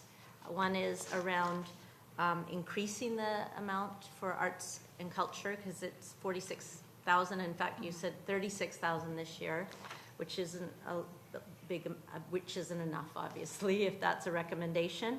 As well as, I think I read in maybe it was the facilities report, a recommendation around a grant for rental fees, which I would very much support for these organizations. So I look forward to those recommendations coming before council to be considered and added to or incorporated into the framework of the group. So did you want to make any additional meat on the bone? Speaking yes, from memory. Madam Mayor. Actually, the Arts and Culture Advisory Committee is meeting with the Community Grants Committee on June 21st to talk about some of the, well, first of all, to really get to know the Community Grants Committee, the mandate, the terms of reference, and to talk about collaboration and working together, and how the Arts and Culture Advisory Committee's oversight of the arts and culture strategy implementation, as well as arts and culture in general, how the 2 committees can work together and deliver on the implementation of the strategy, as well as the arts and culture facilities plan through an existing committee such as the Grants Committee that already has all the expertise and the knowledge of the community organizations. There is in the final report of the arts and culture facilities plan non-facility recommendations around granting that will be coming forward on June 24th to Mayor and Council. Okay, thank you. Thank you very much. All right, if seeing no more questions, Councillor Thompson. Yeah, I'd like to make the motion, but before I do that, I just wanted to reaffirm many of the comments that you're hearing today. I do sit on this committee, and it is a top-notch committee, each and every member. They are thoughtful and thorough and intelligent and just beyond dedicated. It's really a privilege to be part of this, so thank you. Keep up the good work. So on that, I'll make the recommendation that memorandum from the Community Service and Community Development Manager dated June 4th, 2019, titled Community Grants Recommendations Amendments, to be received for information. And I'd like to recommend... We'll vote on that one. Yes, sorry. Separately, I think. All in favor? Opposed? Carried. And I'd like to recommend that the Community Grants Committee recommendations for 2019 Arts, Cultural and Heritage, Community and Social Services, and Community Vitality and Environmental grants allocated be approved as follows, as written. Okay. All in favor? Approved? Carried. Opposed? Carried. Okay. And finally, One last motion. I'd like to recommend that Community Grants Committee be instructed to return to Council in September 2019 with recommendations for the allocations of remaining $5,000 budget. All in favor? Opposed? Carried. Thank you very much. Well done, ladies and gentlemen. So we'll move to item number 8, council remuneration.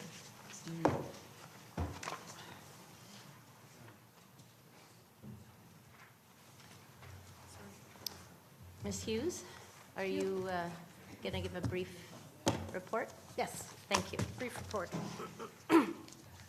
Madam Mayor and members of council, I'm here before you to make a recommendation that the honoraria provided to mayor and council be adjusted to offset the impact of the change to the Income Tax Act, which came into effect on January 1st, 2019.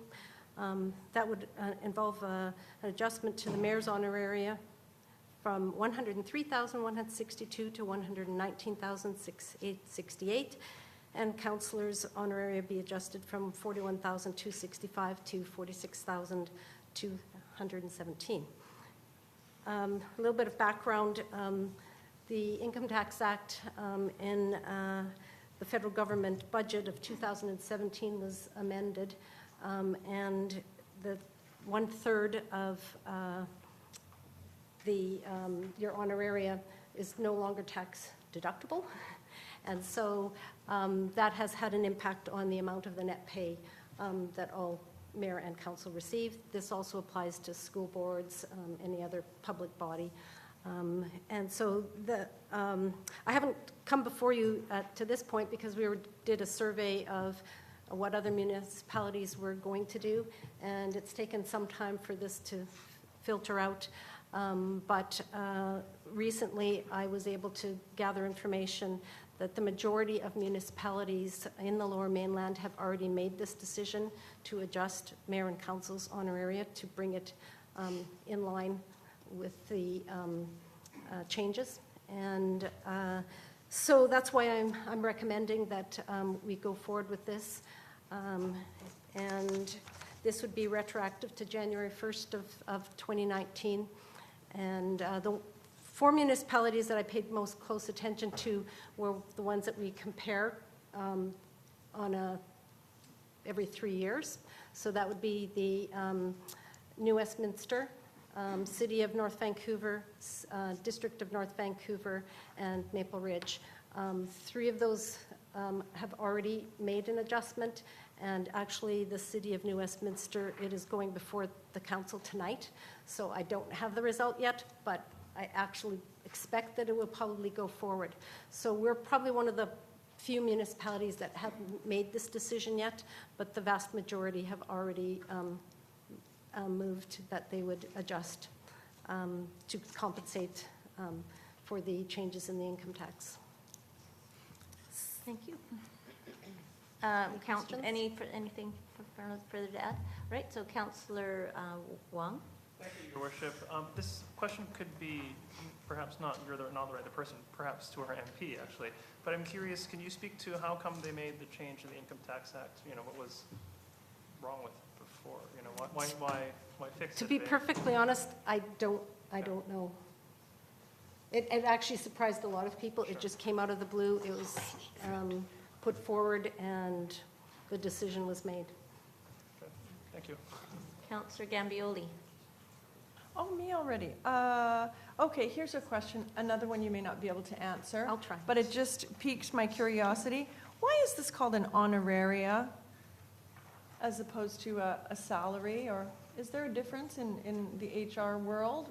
Why do we call it an honoraria? Salary is generally assigned if you're an employee, and you're not employees, you're elected officials. So that's why elected officials receive honorarium or an honorarium and not a salary.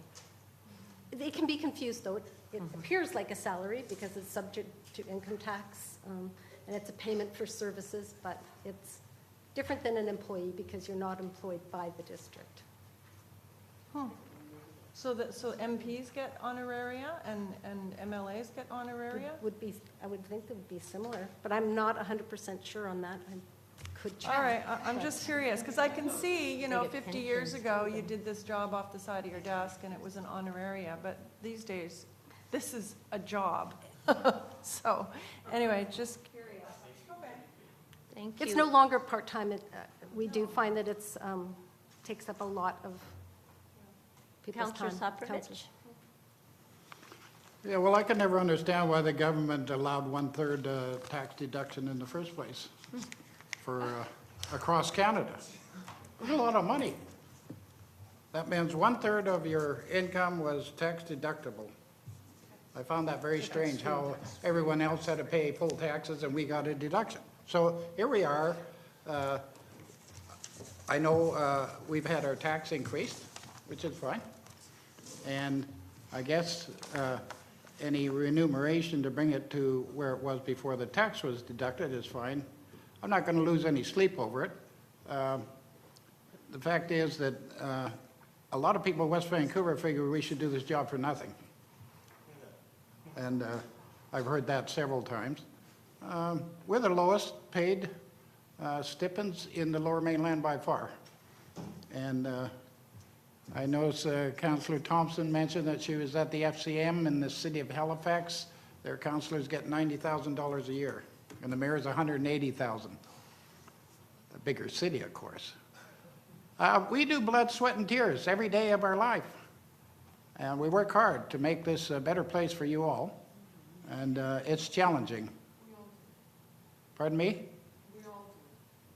Well, I'm sure we do, lady. Anyway, I don't mind it one way or the other. All right. I'm good. Councillor Wong? One last question, and this is purely intellectual nerdiness. We're learning a lot tonight, aren't we, Councillor Gambioli? The number that is here, is there a formula in which you calculate it per capita? Like, how does one come up with this number in West Van versus Which number are we referring to? the honoraria number? The honoraria? Not the increase, but like in terms of the Just the actual honoraria? We don't, we don't look at it as a per population. What we do is we look at municipalities that are similar in size.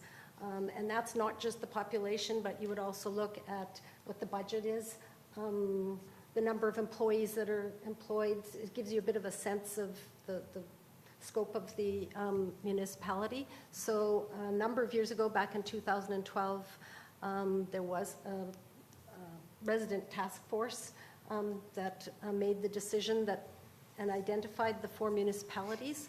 So the actual resolution states that you would be paid the lowest amount of those 4 comparable municipalities.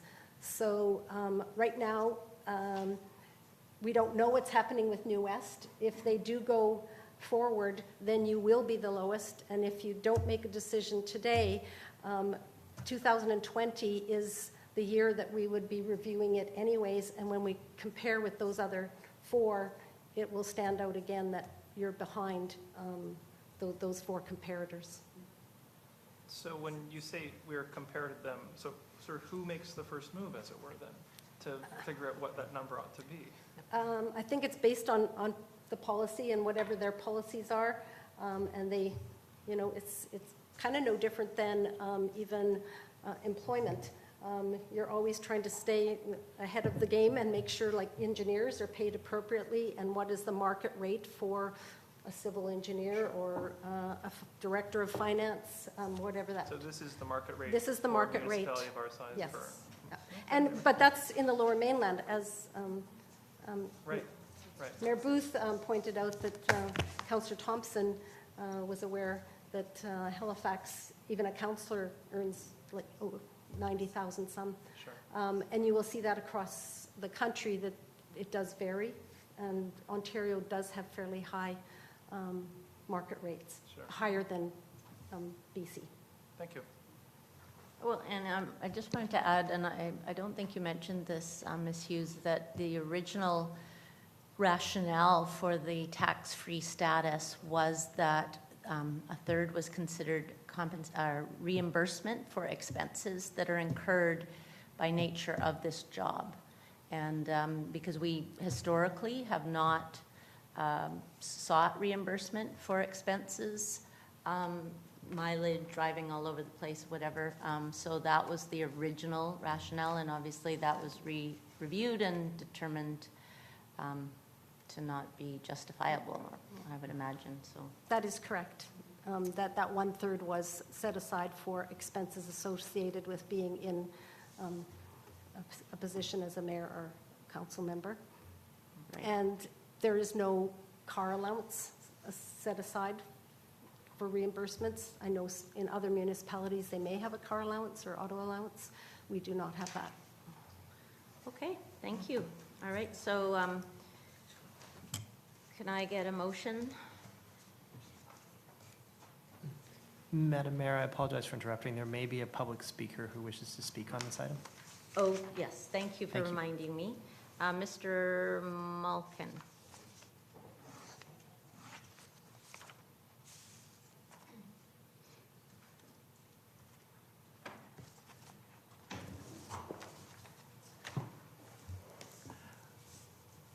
I personally feel that you're all grossly underpaid because I do see the amount of work that you have to do, and especially the past 6 months, as you've all put in excessive amounts of time in camera and in all the council meetings, from what I've gathered, even when I was away last month.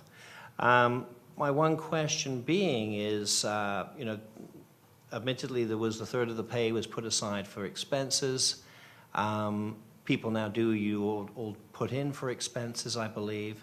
Going and asking for a 12 to 15% increase in pay when we have lots of union contracts coming up in the next couple of years, is this a wise thing to do? And is it sending a good message to your negotiations as you move forward? I personally think you all get very underpaid, though. Thank you. Well, I appreciate that. Ms. Hughes, do you want to just comment on the, because I believe you can comment on the suggestion around the comparables to union negotiations? Or Comparing apples and oranges, the collective agreements that we have coming up will be negotiated, and the rate set for that will depend on, what the going rate is for that particular group, let's say firefighters or police, whether that's through collective bargaining or through an arbitration. That's how those salaries are set. And so that's why you compare fire to fire, police to police. We have WVMEA. The vast majority of municipalities in the Lower Mainland would have CUPE. And those rates are established just through collective bargaining process. Mayor and council salaries are very different. And so it's not really relevant, yeah. Okay, thank you. Councillor Gambioli. Yes, so I will recommend that the honoraria provided to mayor and council be adjusted to offset the impact of the change to the Income Tax Act, which came into effect on January 1st, 2019, and the mayor's honoraria be adjusted from $103,162 to $119,668, and councillors' honoraria be adjusted from $41,265 to $46,217. Seconder? Well, I guess that one's not going to go anywhere then. There's no seconder for this motion? I'll second it. It's revealing, though, that Are you kidding me? everyone else doesn't want to do it, but I just was wanting to see what happened, but it's All right. it's revealing. I'll speak. You want to speak to it? You'll speak after me? Yeah, Okay. sounds good. I'm happy to make this motion for several reasons. You know, this is an uncomfortable discussion that we have to keep having because we are in the positions we're in. There's very few people, working people, who actually have to discuss their salary in public, much less make a decision about increasing it. You know, these decisions come along, and the federal government this time has put us in this very uncomfortable position. So, you know, if there are citizens concerned about this, I really think that we can call this the feds downloading, or if you will, uploading, actually, because the federal government will actually have this additional money to spend, because this money is going straight to the federal government in our taxes next year, okay? So really, it's a tax grab from the federal government. Your property taxes, some of which would pay for an increase, are going straight to the federal government, to Ottawa. So I suggest you have a thought about that when you elect someone in the fall. Thirdly, we work an awful lot. When I started this position, when I first ran for council in 2008, Rod Day was one of my mentors, and Rod assured me that it was about 15 hours a week. And that was actually never true. But these days, with the advent of email and social media, you know, I would say on average I put in between 20 and 24 hours a week. This is not a job that is done on the side of your desk anymore. This is not done. The majority of people on councils do not have other full-time jobs anymore and do this on the side and on weekends. That's not possible. This is an overwhelmingly time-consuming 24/7 position. And to be honest with you, if I had my druthers, I would say that we actually deserve to be paid twice this much. And the honoraria thing, I don't know. I think that we should call it something else. Anyway, what it would amount to if we don't vote for this is a decrease in our pay is actually what would happen to us this year. And that is a real concern to me, because with a decrease in pay for a job that's, you know, where we're barely making something equitable, I think that in the future, this sends a message that citizens with knowledge, with skills, and with a love for this community will not run for office, because it doesn't make sense. You can't, you know, most people can't afford to live here anyway. So, you know, we will end up attracting on council people who have ulterior motives for running, personal reasons, personal benefits, and I have a real concern about that. So I'm absolutely supporting this motion. Councillor Cameron.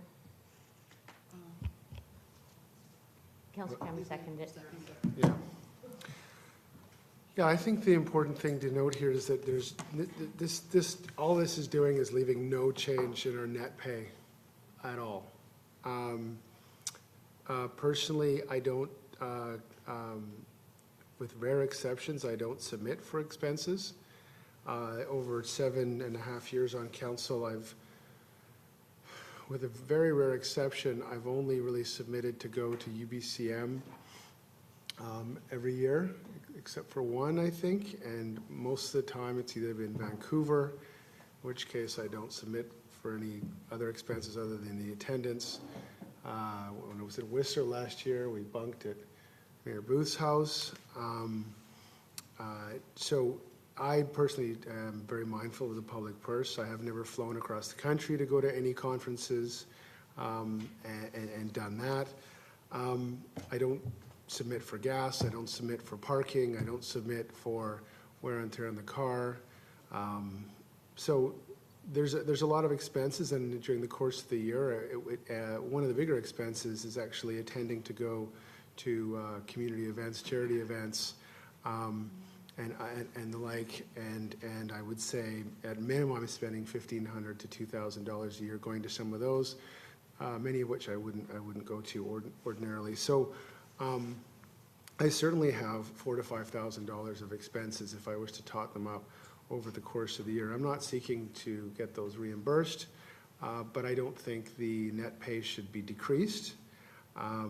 As Councillor Gambioli said, some weeks this job takes 30, 40 hours. Some it takes less. But certainly saying an average is 20, 25 hours a week would be, I think, over the course of the year would be conservative.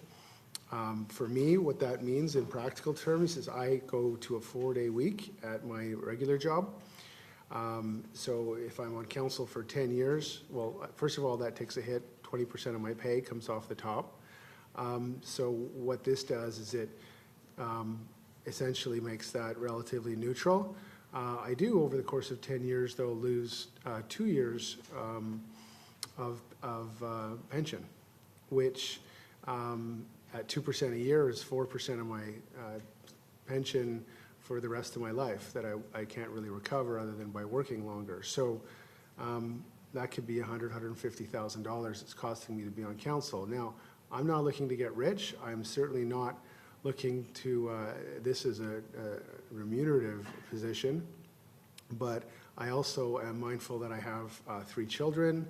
I have a house in West Vancouver, have to pay the property tax and the school tax, thankfully not the speculation tax.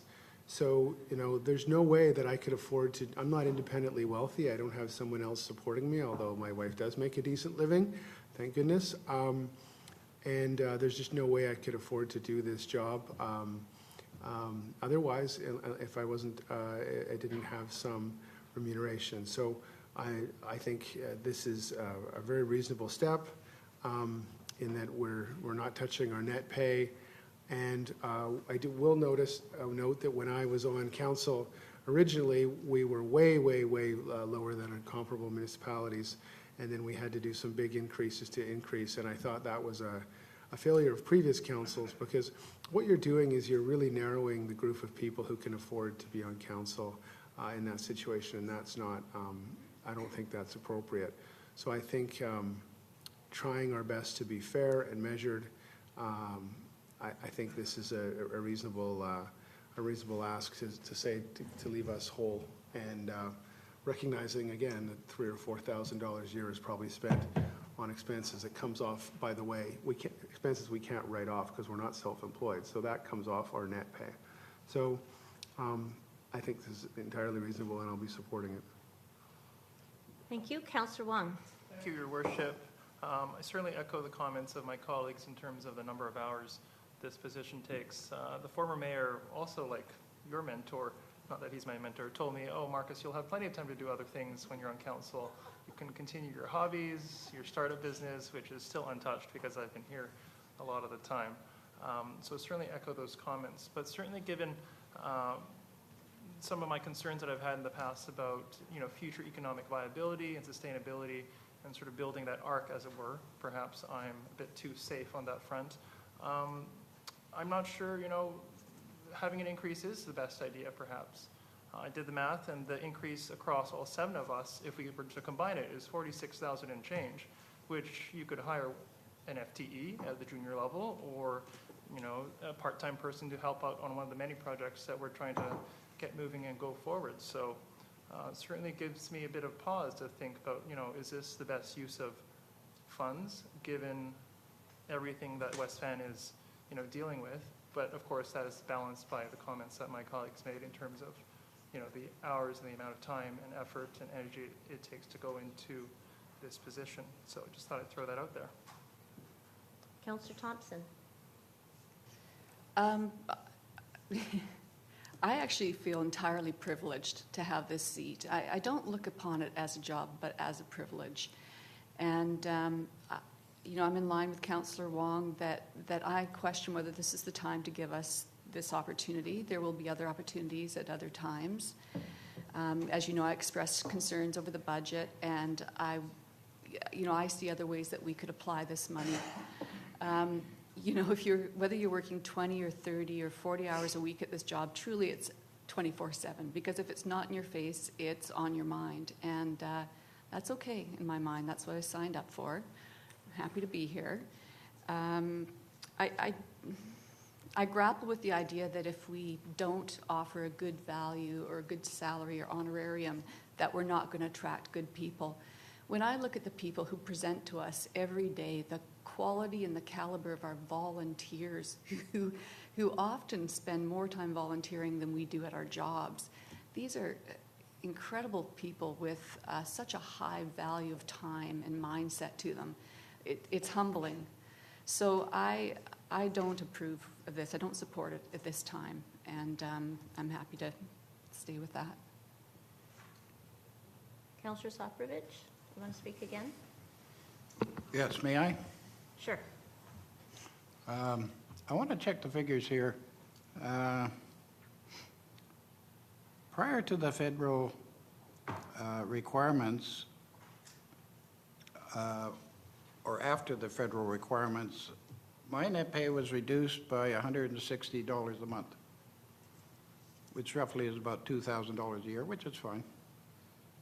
But to bring it to where we were before, when I look at the figures here, it's 46,217 from 41. That's about $4,800. So if I'm paying a drop $2,000 in the course of a year because of the change in income tax, or the paying of income tax, and the reduction of my net pay, then why am I being reimbursed to $4,800 to compensate? You're paying tax on that. So the tax on that will go up even higher? So more than 160, so whatever the increase is, there'll be tax on top of that? Correct, So it brings it out to no gain? correct. Okay. I don't, one way or the other, I don't care. The fact is, I'm going to still work hard as I always do on my job, not to be influenced by this one way or the other. I just do my work and have done for years. And when I look back at the time I started, I think we received $12,000 stipends for the year. So things have changed a little bit. Councillor Wong. Just one final comment. I forgot to include it earlier. Thank you, Your Worship. I guess if this passes, I want to encourage my colleagues around the table to see how much you can give back to the community. I think I'll definitely be giving that difference to community groups, arts groups in the community as a donation, because I feel strongly that sometimes I think they need it more than I do. And so I want to do everything that I can and encourage all of you to do the same to whatever causes that are close to your hearts. I already do actually recycle a lot of cash back into this community, but thank you for that reminder, Councillor Wong. Yeah. But the clarification is that presumably there won't be money left over because you will be giving that money to the federal government in income tax. You're not going to have any leftover extra to give to the community. That's the whole point, right? That's correct, yes. Thank you. I just want to conclude by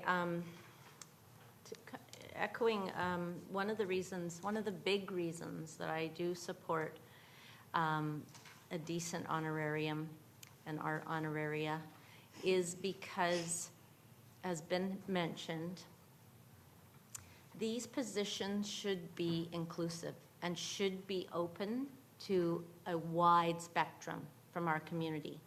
And it shouldn't be the domain of simply people that are on a pension or retired or independently wealthy. It should be open to single moms or newcomers or young people. And the realities, as much as you know, we all say, well, you should, you know, this is a contribution where volunteers do a lot of work. There aren't too many positions in the community that actually preclude you from holding a job. And I, as a lawyer, Councillor Cameron is actually exceptional, but as a lawyer, I would not do this job as a councillor or as mayor. There's absolutely no way I could have managed. Well, the other piece of it is I also had kids. But there are certain careers maybe you could, but I know my career would not have allowed me to do both jobs. There's just no way.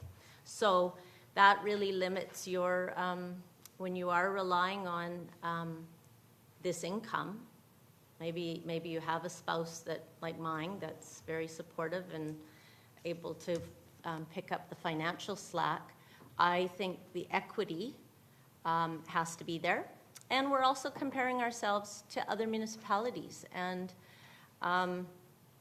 you know, we can all fall on our swords and say we should be doing this for virtually nothing. But you know what? The bottom line is Vancouver has recently, in the last year, approved additional funding just to administer emails. Because this job has changed. My father-in-law, who is deceased, sat as a alderman in 1969 and 1970. And he was able to do this from the side of his desk. We didn't have email. We didn't have social media. We didn't have the complexity that we have today. We didn't have the engagement.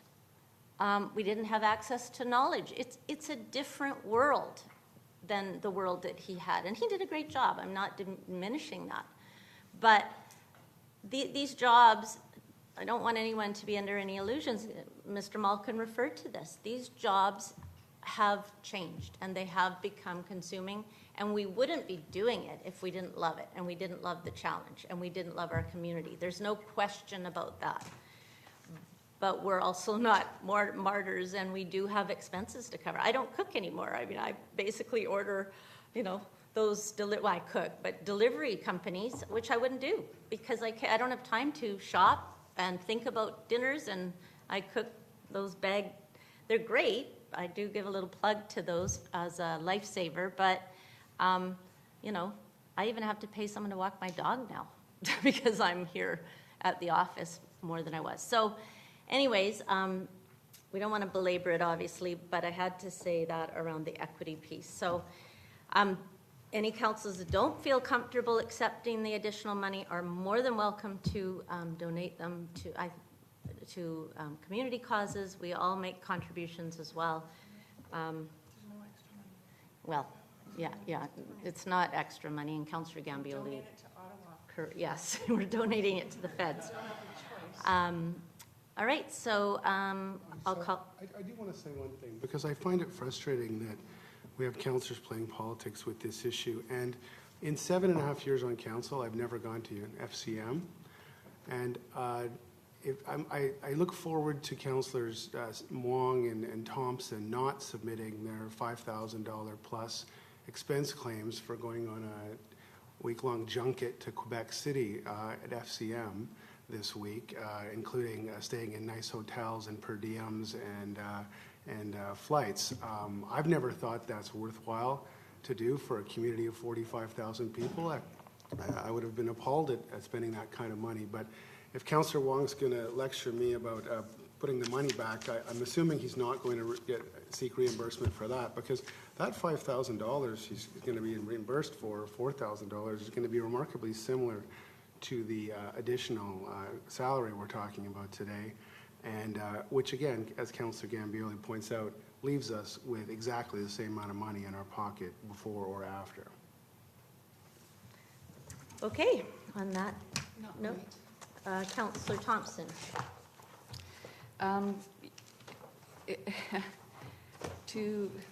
do I begin? Politicking is when you pull a card like that to make a point. And I don't believe, well, I know I'm not, I don't believe Councillor Wong is making this statement as a way of saying we're better than you or we are politicking. We can differ on that, I suppose. Yes, I paid for my flights. Good. I didn't submit a DM. It's a shame that you had to bring that up, but anyway. You're also independently wealthy. So council is kind of digressing, but I think. What I'd like to point out is that we're not making nothing.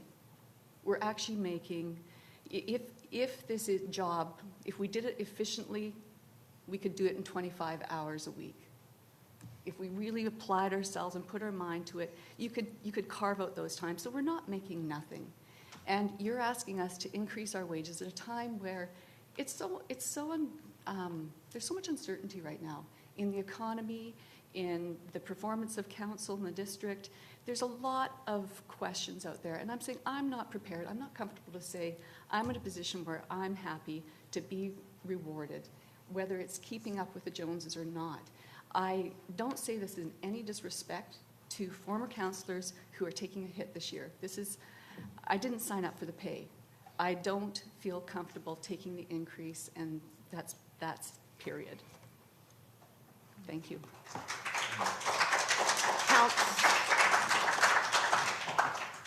Councillor Wong. Thank you, Your Worship. And sir, to Councillor Cameron's point, I'm not trying to politic with this at all. In fact, later on when we have the council reports, I'm actually going to encourage all of council to go to conferences.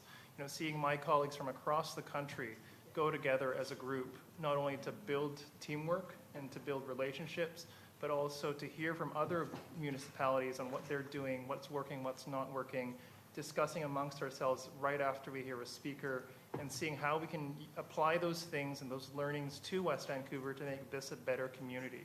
Certainly, I think there's a lot of value in that. Certainly, not everybody has to agree with me, and I respect different opinions, but I would, you'll hear me later on encouraging actually all of us to go. The city of North Vancouver, save one councillor, they all went because for that reason, to build relationships, to build teamwork.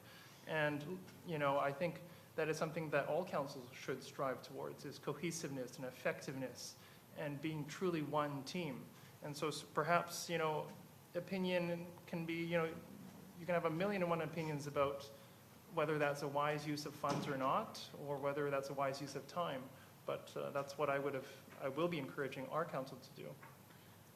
Thank you for your comments. I think we just need to leave on that final note, though, that this is not an increase. It's actually a net zero gain from an income tax perspective. So nobody should be under any illusions that the take-home pay is going to be the same, and this is what this does as last year, right? Okay, so all in favor of the motion? Have we got the motion on the floor yet? Did you make the motion? Yeah, okay, thank you. All in favor? Opposed? With Councillors Thompson and Wong opposed. Okay, thank you, Council. Moving on to the next item, number 9. Thank you, Madam Mayor. Just by way of a brief background, Council passed the resolution shown in italics at the March 4th, 2019 regular Council meeting at the behest of the North Shore Emergency Management Group.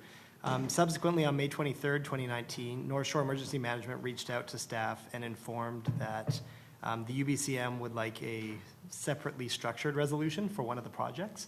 So what staff are here today to request is that Council rescind the original resolution as passed at the March 4th, 2019 regular meeting, which is the first item on the screen, and then subsequently to pass 2 separate resolutions, the first of which is largely the same as the original resolution, and the second of which separates out the 2018 evacuation route planning grant, which will say that West Vancouver will be administering for administrative purposes. I will note this is in line with Councillor Thompson's request for efficiency. So I've actually reworked what is in your council agenda packages to make it 3 resolutions instead of 4. So I'll just ask you to go off the resolutions on the screen instead of what's on the hard copy.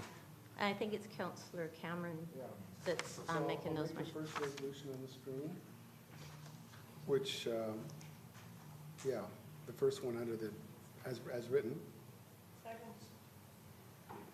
Okay, all in favor? Opposed, carried. I'll make the second resolution as written.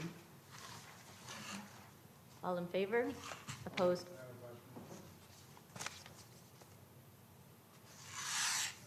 Yes?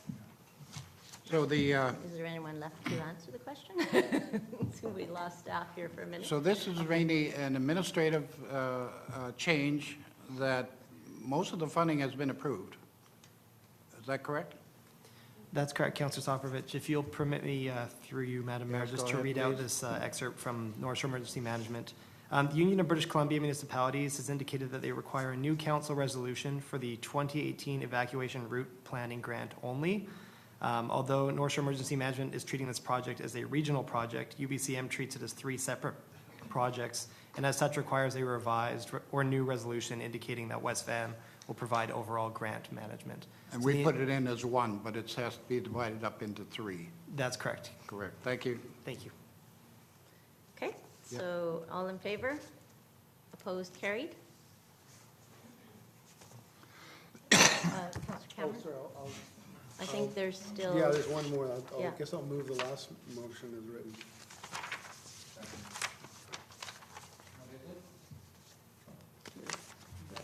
The resolution in question is that the District of West Vancouver supports the submission of an application to the 2018 Evacuation Route Planning Grant and is willing to provide overall grant management. And that is to North Vancouver Management? Is the District of North Vancouver that manages all the funds? Madam Mayor, my understanding is that North Shore Emergency Management will still provide assistance with the fund management, and I've spoken with Mr. Chan about this resolution, and they're fine with the wording as is. Well, we submit monies every year. No, so just for clarity, this is UBCM grants, through Councilor Soprovich. So this motion is as it relates to the UBCM grants. My point is that the District of North Vancouver will control all the grant funding. No. Each municipality doesn't do its own. No, North Shore Emergency Management Yeah? will actually manage all of 3 grants Right. on behalf of the 3 municipalities. Who is tied directly to the North Van District. So the District of North Vancouver provides oversight relative to, Right. They run the payroll for North Shore Emergency Management. Yeah. They run certain bank accounts for North Shore Emergency Management. But North Shore Emergency Management actually will be running and managing these funds, these grants. And you, we were well represented by yourself and Councillor Cameron on that board, which they, I think, do a pretty fair job. They do a great job. Thank you. Okay, thank you. All in favor?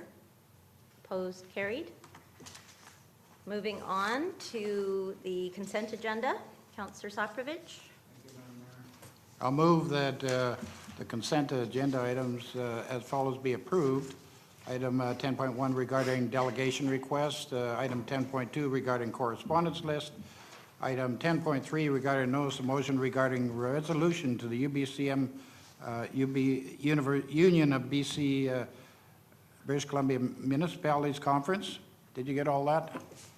Facilitating greater investment in municipalities for not-for-profit senior services and support. And that item 10.4 regarding notice of motion regarding confirming municipal jurisdiction to regulate single-use items, and may I, upon request, get some information on 10.4, single-use items? That's going to be, it's just a notice that's going to be talked about next week, or next council meeting. It's the notice of motion. So that's all we're doing. Oh, it's just the motion? gonna be- Okay. Yeah, We'll debate it next week then. yes. Okay, thank you. All right, so all in favor, or seconder? Second. All in favor? Opposed, carried. And the reports, so public, reports. Reports from mayor and council, and Councillor Thompson and Wong, would you like to report out on the FCM, if there's any information that should be circulated to council arising out of that conference? Yes, Your Worship. Thank you so much for the opportunity to speak. I've spoken on it a bit earlier today. It's interesting that there's a notice of motion today on the single-use plastics, because that was actually one of the workshops that we attended at FCM, in addition to affordable housing, in addition to traffic management, in addition to smart mobility, and so on and so on. And so it was a very good conference where we got to, meeting of the minds, as it were, with municipalities across the country to see how they're doing things, what works, what doesn't, getting ideas on how to create a better community. In fact, one of the really neat things that I got to see and you were there as well, Councillor Thompson, is we went to see what is called the CGIM. It's their headquarters for traffic management in Quebec City. They can synchronize all their lights and all of their traffic mobility across the region. In fact, the software is so advanced that it's not even on the market. What is on the market is 15 years behind what they had to create because they couldn't find something that was sufficiently sophisticated, and yet they're telling us that it's not sufficiently sophisticated for them. So they're pushing that boundary of technology and making it really, really work. We got to see the headquarters and live stream what was actually happening on the road, how they're changing the lights to basically predict traffic blockages and manage it before it even happens. So certainly I look forward to working with my colleagues around the table here and across the North Shore to bring a notice of motion to see if we can partner together to do something similar in the long term as an investment, because I think, as we have all talked about the traffic congestion happening on the North Shore, we need to do something creative and innovative, and perhaps investigating what Quebec City is doing might be a good place to start. Councillor Thompson, I don't know if there's anything you want to add. Probably lots. Yeah. We went to many different workshops as well to try to cover as much territory as possible. Yeah, I would like to add. Are you Okay. finished? Oh, Councillor Soprovich has pushed the button. But yeah, Councillor Thompson's going to speak on the same item, so maybe you could just hold your comment. Sure, thank you, Madam Mayor. It was a really exciting conference. It was, as a newly elected councillor, I just felt perspective is the most important thing I can gain as soon as possible. So we were really grateful for that privilege to go there. And I believe, we got a lot out of it. We just went to as many different things as we could during the day and got together. I really enjoyed the people, truly, meeting, as Councillor Wong referred to, entire councils would go, and this was a team-building exercise for them, and the energy that they created amongst them, as well as meeting other regional councils and talking about issues. The other thing, of course, is the Federal Conference of Municipalities, and we actually had the 4 federal leaders come and speak to us about, definitely their platforms and their ideas around what their messaging is. But what they said loud and clear, and it's something I've always talked about once I've been on council, is they are looking for a relationship directly with municipalities. The feds are looking to us to direct them in what we need. It's up to us as a council to understand what we need in our community and reach out to them and convince them that we are worthy of that. There was a tremendous amount of talk around transportation, and a great presentation they had where they took Australia as an example against Canada with the challenges of transportation and demographics and geography. And they said, it's a big commitment to go rail, but as far as the economy and the environment and future investment, it is the way to go. So fortunately, there's a project down in Australia that I believe Mayor Booth is going to see and visit in August this year. And, I just think we really, we've got to make decisions for the next 50 to 100 years. And we've got to make big decisions and big commitments with big ideas. So, again, it was tremendous. I could tell you a lot of stuff. So give me an email if you want to hear more about it. But thank you again. Thank you. And Councillor Soprovich. Thank you. Thank you, Madam Mayor. My heart goes out to any individual who has a disabled child and has to look after them the majority of their life. And a West Vancouver policeman of 30 years lost his 26-year-old son last week. And at the memorial, which was held over town on Saturday last, 600 people showed up, including the West Van Police, Fire, North Vancouver City Police and Fire, as well as a lot of retired policemen and family and friends.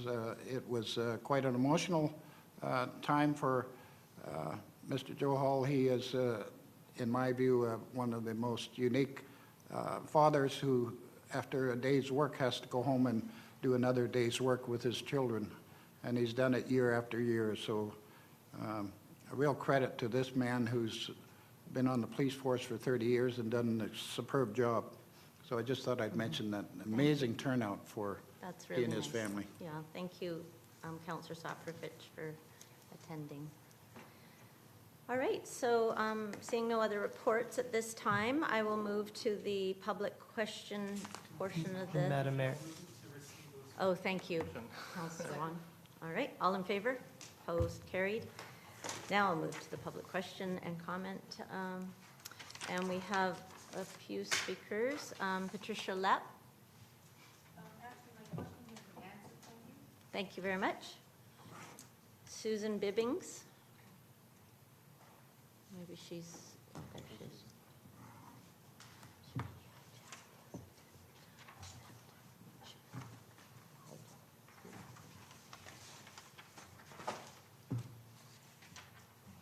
Here's what happened to the photos that I had distributed. Sure. Did everybody have a chance to look at them? Mm-hmm. Yes. Okay. Oh, yeah. Yes, please. Yes, please.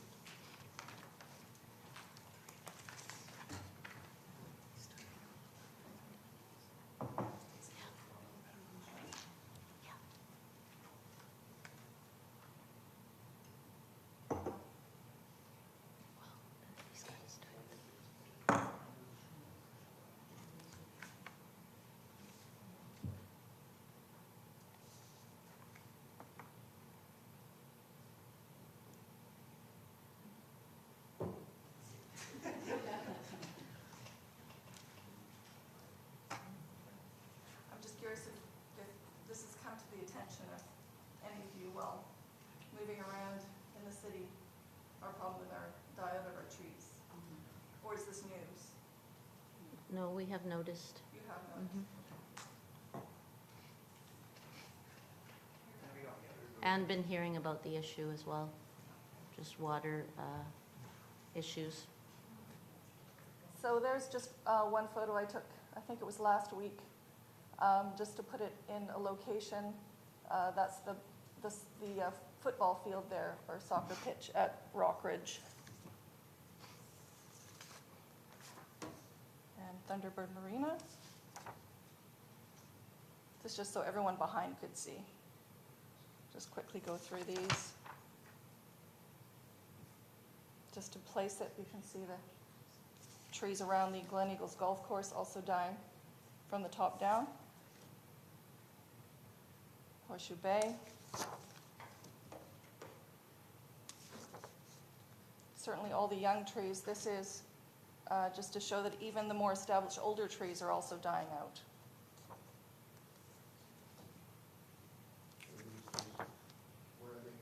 This is throughout West Vancouver. Yeah. I'm extremely concerned about this, as I hope you are, for a number of reasons, including just the extreme risk of wildfire now. I did put this all in an email to Councillor Thompson and Gambioli, but I never got a reply about it.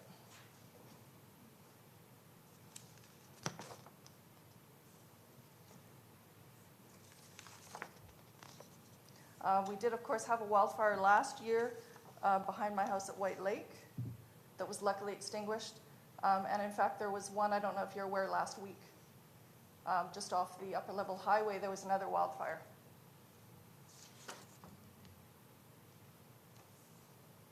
And this is even behind the British properties there, even the very large trees dying here. So I'm just wondering if there's been any attention brought to this in terms of, even from the point of view of the wildfires, because I see this as a huge risk. Is there any plan to deal with these dead trees? I mean, it would just take one cigarette butt, and it would be a very bad situation. Perhaps our city manager can give an update on our wildfire prevention plans? Certainly. So it's a two-part answer. One is we have engaged with a consultant to prepare community wildfire protection plan for the district, which is a very technical piece of work which identifies the high priorities within the community and priorities in addition to things like this, priorities where the residents interface with the forest, i.e. the British properties and other areas where they interface with Lighthouse Park and things like that. That report we're anticipating to be complete by the end of July, beginning of August, with priorities laid out that we will action. So that's one answer. The other part of the question or the answer is we have an interdivisional wildfire plant group within the organization, which is parks, fire, engineering, and that group actually has a plan in place which we were able to work on last year at the wildfire up behind your home, and we were able to tweak. We work with BC Coastal Service and the Provincial Wildfire Group. And so we are definitely aware of the issues. We are highlighting the priorities so that we can tackle them appropriately and in order of priority. Is there anything built into that plan, the removal of all this highly flammable dead tree material? I'm anticipating that will be a big part of it, as well as an education component to the community about cleaning out duff and trees like this, and or just the duff that falls from the trees, the dead wood that falls from the trees from residential properties. But surely you're not suggesting that you're putting it on residents to be removing these big dead trees? Oh, no. No. No, but on your home, if you have a tree that is dead, then, there will be a plan in place where residents have an ability to deal with dead trees on their property. We will be dealing with dead trees on boulevards and public lands. So, for example, at Rockford School here, Ms. you'd be removing Bibbings, them? Yeah. you're done. Your time is done. Okay. Thank you. Just one final question. So, like around the schools? Ms. Bibbings, in utter respect for the rest of the speakers, you have 3 minutes, and so you'll have to submit your questions in writing. Thank you. Would I get my email reply to if I put that in writing? Because that hasn't been my experience. Trudy Close is the next speaker. We do our best. That's the intention. Our experience is we don't get a reply from you, so I don't know why I should bother putting it in writing if I'm not going to get a reply. I've already put my concerns into an email and I did not receive a reply. Well, we'll ensure. Can you guarantee me I'll get a reply if I put it in an email? Yes, I will guarantee that. Yes, thank you. Send it to my office and we'll make sure that we get a reply to you. That would be great. We've got lots of witnesses here to that, promise. Trudy Close.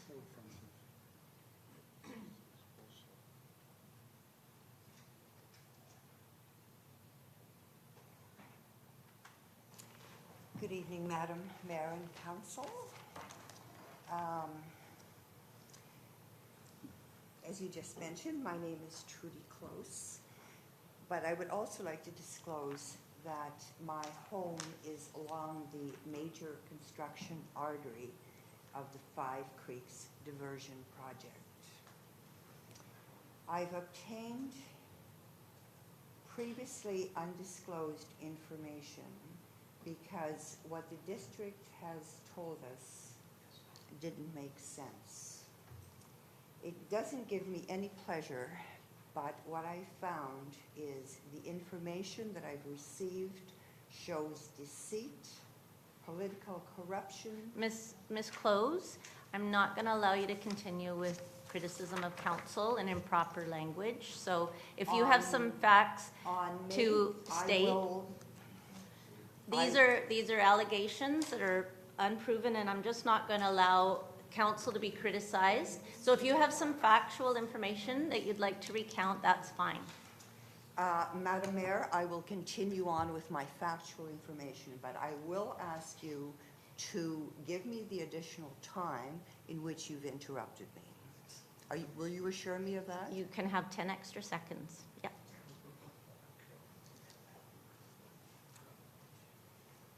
I will begin again.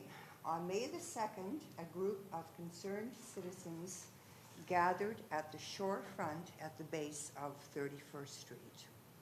This is where and when we found out that a 5-diameter foot pipe running from above the Upper Levels Highway through residential neighborhoods will be installed under the existing roadway. It was then, and only on May 2nd, that we found this out. This pipe then turns into a 10-foot pipe through which all the natural water from the 5 creeks flow into Burrard Inlet. In answer, when asked the district, what are you doing, the district continues to tell us the new stormwater diversion pipe will address concerns related to life, property safety, flooding, and erosion by diverting excess water out of the creeks and safely convey flow into the ocean. When the district asked, why are you doing this? The answer is the district's 2013 Integrated Stormwater Management Plan identified 18 culverts and 24 existing channels below the Upper Levels Highway that were inadequate to safely convey high storm runoff. It goes on to say that the project eliminates the need for the district to upgrade identified existing culverts and channels that are under capacity. Now, I have a direct quote from the district that says that infrastructure replacement and upgrades are part of regular work that is completed by the district each year to ensure this community is well served and protected. They go on to say that construction-related impacts are a consequence of this necessary work. I think that's your time, Ms. Close. May I put myself down for an additional 3 minutes? Yes? Thank you very much. I shall do that now. Ann Eady?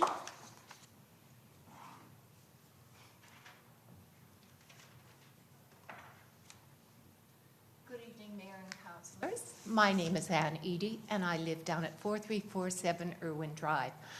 I'm very lucky. I'm on the water adjacent to Cypress Creek, and I have a wonderful view of Lighthouse Park, where I would like to add my view to the young lady that spoke 2 speakers ago about dead trees. The municipality's trees are dying. And what are we doing about it? We're going to have a 5 Creeks project, which somehow is going to take all this wonderful excess water, which countries are crying out for, and is going to funnel it down the hill. Not only is it disrupting all the neighbors in that area, it is costing an awful lot of money. We heard tonight a lot of work. Pardon me? There was audience sorry. participation. So I get an extra second. There was a lot of talk tonight about the wonderful presentation the kids did, an agreement on all your part that climate change is very real. But every project doesn't need to be a major one to have incredible impact. What is the easiest way to minimize runoff? To have soft surfaces, for it not to be impervious. So what is BP, have they built up the hill for the last, who knows long? Huge homes with lots and lots of concrete, truly now being proved to be one of the most environmentally unfriendly building materials. And not only that, huge retaining walls, concrete driveways, infinity pools. Oh, and the patios. Where is the greenscape? Oh my God, they've got artificial turf. Just wait till those nanoparticles get into the environment. What could we do at such a simple level? Have district staff implement some decent bylaws with teeth. We can change our building requirements. We should be doing far more simple things, enforcing green landscape. Also, we need to conserve our water. It should not be running out to sea where who knows what it will do to the shoreline. Down where I live, on a very small node, people who have huge basements pump out water on the beach 24/7. What does that do to the beach? It scours it out. Over time, that alters the topography.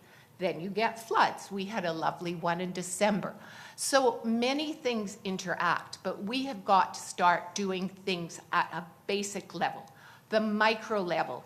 Today, not tomorrow. We should have an active plan today to get rid of those dead trees. My gardener said to me when looking over at Lighthouse Park, "Whoa," he said, "one spark, it would go up like a torch.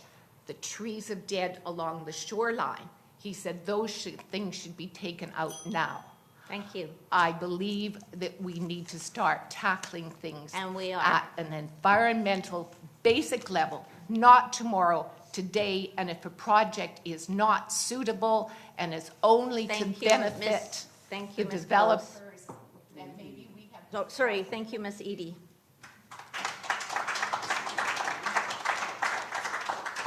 And move on to Nigel Malkin.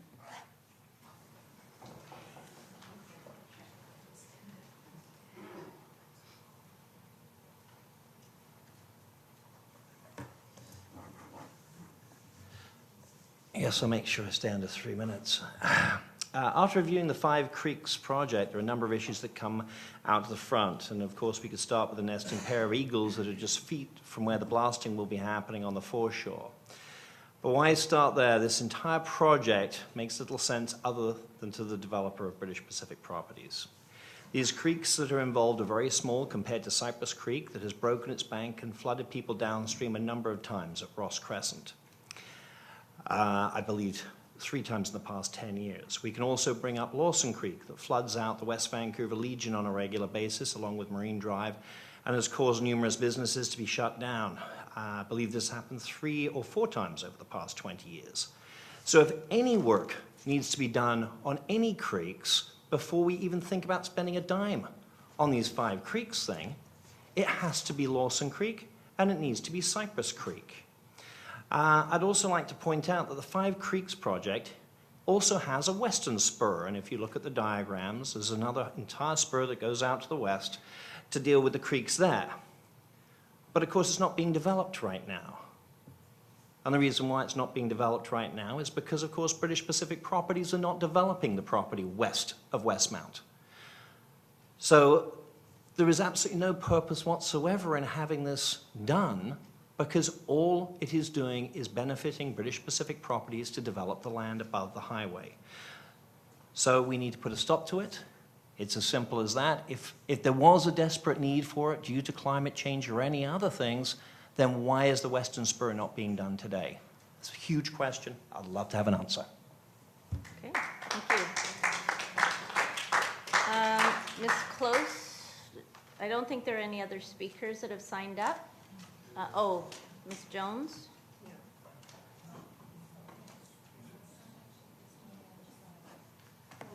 Yes.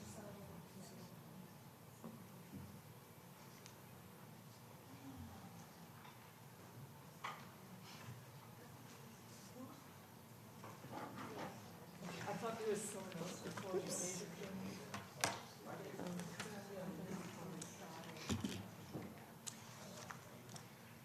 The previous speaker just mentioned a few of the items that I was going to speak on, so I will just quickly talk about a May 8th, 2017 study by Urban Systems, where Urban Systems reports to the District of West Vancouver, and I quote them, they say that only and this is referring to the Five Creeks, it says that only moderate deficiency appear for the natural creeks, but are elevated where there has been extensive encroachment by property owners And as far as the West Vancouver infrastructure that we were told that this is going to be, they recommend that only some local upgrades are required. My main point is why is the Five Creeks diversion project necessary? Here's a very, very interesting article in the North Shore News earlier this spring.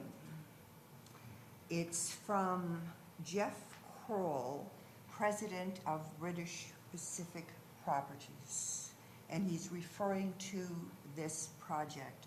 And what he says, and I quote him, it says, it's probably one of the biggest infrastructure projects that we have done since we built the Lionsgate Bridge. Now that was a very, very peculiar comment to me because I thought this was a District of West Vancouver infrastructure project. In addition to that, the now infamous injunction that was served by the District of West Vancouver just a week ago, there was an agreement included, and this was an agreement between the District of West Vancouver and British Pacific Properties. And I would like to read only two parts of that very, very lengthy agreement. If you go down to item N, and I'm reading from this agreement, it says, BPP wish to construct and install stormwater diversion works as defined in this agreement for the purpose of mitigating the impacts associated with the proposed development of Rogers Creek's lands.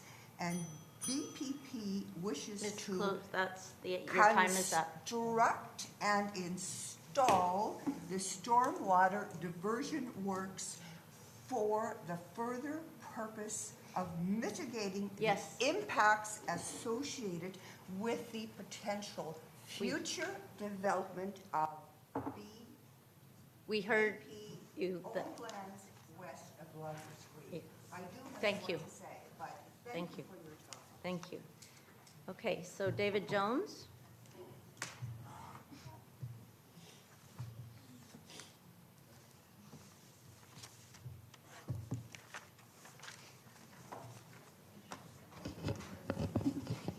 Can you hear me okay? Oh, that's good. Mayor and Council, good evening. My name is David Jones. I live at 1462 Gordon Avenue and own a business at 1445 Bellevue Avenue in West Vancouver. I had a question tonight. I've seen the last 7 months as being somewhat combative between residents, businesses, and the district. And I was trying to look for positive solutions. So just, if anyone here would like to raise their hand if they have or haven't, how many people here have read the BC Municipalities Act?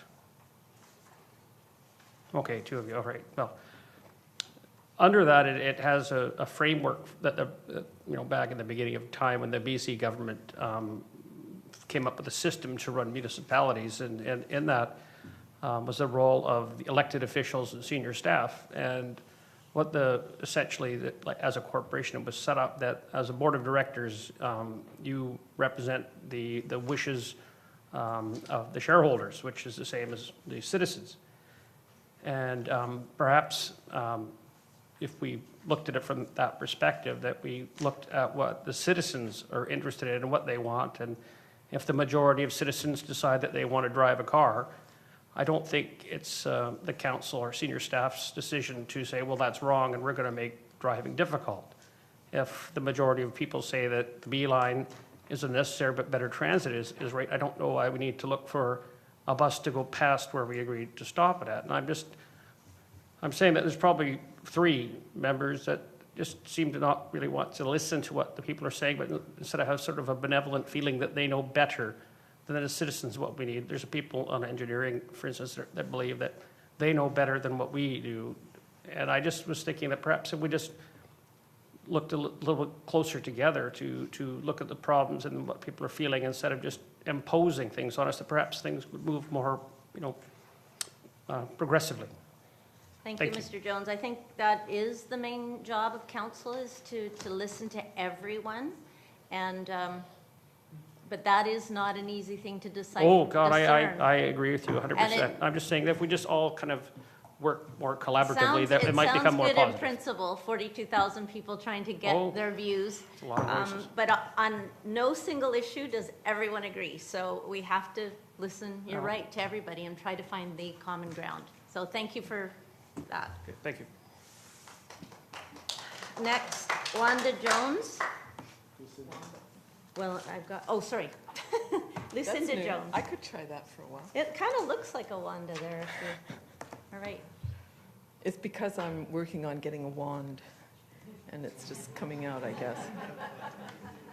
Everyone knows what I want to do with my wand. Okay. So I just want to say, in the ongoing process of shaping really the destiny of civilization, some of us hold government office, some forge deep and at times precarious pathways through industrial pursuits. Others of us lend the wisdom of science, and still others speak to the importance of honoring the Earth's need for balance. A democratically administered system of law is to answer to all without prejudice.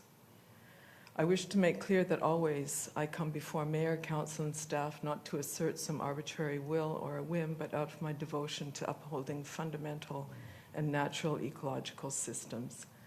Up until my recent inquiry into the Five Creeks Integrated Storm Management Project, I have felt respected and acknowledged throughout many terms of mayors, from Lansdale to Bonham, Sager, Wood, Goldsmith, Jones, Smith.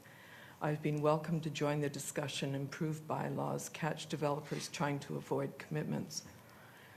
But coming upon the roadside signs of Save West Vancouver's Creeks, I was led to connecting with the group of local concerned, previously unnotified citizens. And this is how I learned of this significant infrastructure incursion. The municipal road signs notifying of upcoming road closure are totally lacking in advising the district's citizens of this ISMP district-wide development plan. Your reply may be that there has been. This has been 3 small meetings over the past 11 years and a letter delivered to so-called affected neighbors. A very, very small percentage of people living in West Vancouver, let alone this particular watershed, know anything of this plan. My concerns and requests for substantial information about alternate and dismissed hydrological systems, the other ways of dealing with the continued clear-cutting above the highway have been avoided. We all have been met with non-inclusiveness, non-transparency in answering to an application, to an injunction against us. We had to go to court and defend ourselves against you. You unanimously agreed to do that the day before we needed to be in court. And that is such disrespect, I can hardly believe it. On Friday, when we actually lost, all of our points so highly respected and acknowledged by the judge, but what trumped it was that you own the roads and you own the boulevards and you can do whatever you like. And that is not the way for us to continue. We want you to press the pause button, the emergency brake on this project, and invite us as respected people who have paid thousands of dollars of tax-paying money to have you in the position that you have. You're always happy to meet with we're always happy to meet with any residents. Absolutely happy to meet with residents. I think, though, that you're missing the point. When I had a meeting with Jim Bailey and Mr. Fung. Ms. Jones, your time is up, though. I'm answering what you're saying. That's really, where does this rudeness come from? I'm being actually respectful to everyone else that's had 3 minutes. What I'm saying is I was invited to a meeting and it was totally a blow-off, like everyone else in this group has experienced. I told the secretary what I wanted to achieve in that meeting, and none of it was made available. None of it. When can we meet? Really, we want you all to resign. That was on our agenda.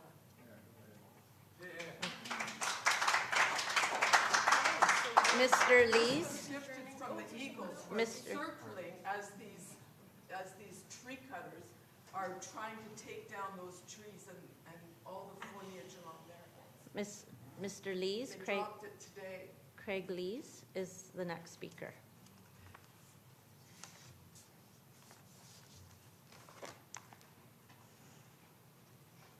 Hello.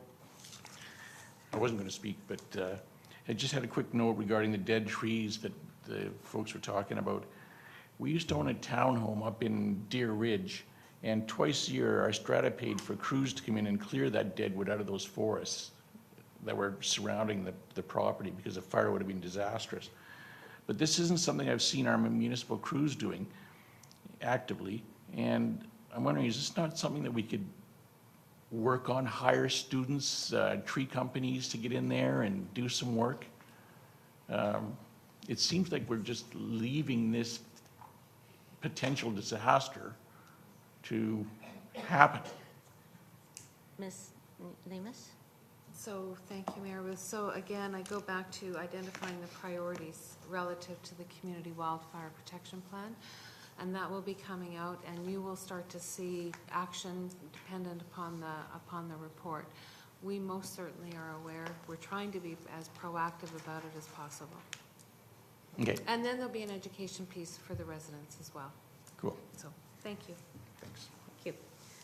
All right, I don't see any other speakers on the list. Oh, Madam Mayor, we have, Oh, sorry, is there another? sorry, I list? don't know if your name is, just come up then. Thank you. Is there another sheet that I'm missing? I do have a map that I would love to give to each of you, Sure. if that's okay.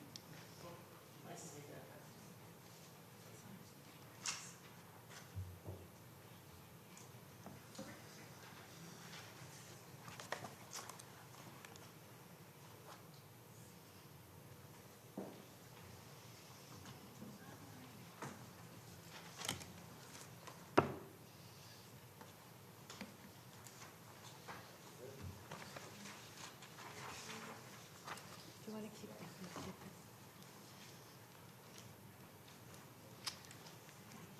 So good evening, Mayor and Council. I am a realtor, and I am here to represent the Castelli family, who I'm representing in the sale of their lot on Hollyburn Mountain. The reason I gave you that map is that their lot is in this subdivision that was created in 1909, and it's a freehold subdivision, and there are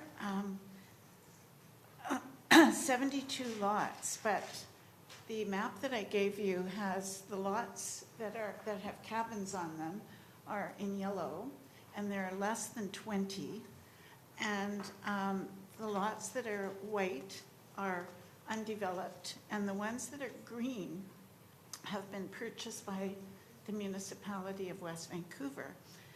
So even though this is freehold, the zoning has been so strict that the owners have been unable to develop. And it's rather unusual, but there are over 300 leasehold cabins that are owned by the municipality, but there are only about 20 in the freehold subdivision. My clients own lot B11, which is it's just under 1 acre, and when they bought it in 1957, they would have been able to build on it as the other about 18 cabins have.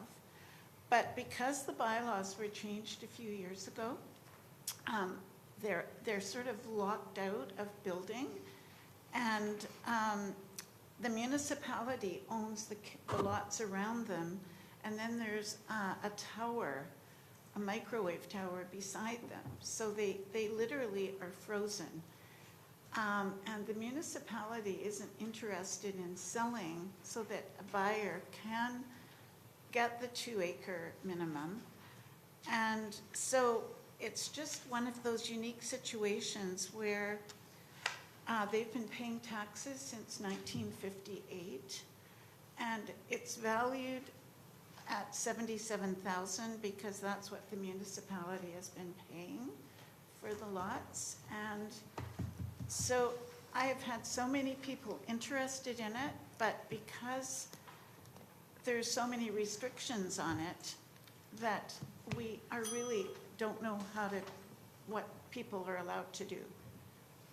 So I'm wondering if there could be some consideration given to this one lot, because as you can see, there's very little opportunity for any other development there.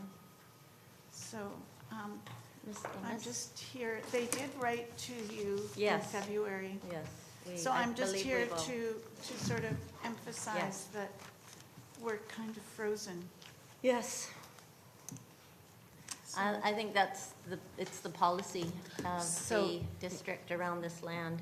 Yeah, thank you, Madam Mayor. I think based on the change in the OCP, all of the lots up there under about an acre, and I'm sorry I don't have it in front of me, you're not allowed to put a structure on there. So this family is definitely caught in a bit of I guess a circular equation.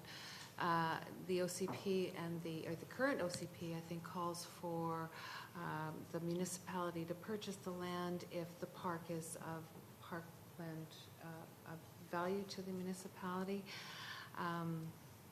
But the bylaw stands relative to what they can build on it. So it would probably be worthwhile for staff to bring forward something to council in terms of trying to resolve this, but yes, they're in a very difficult spot.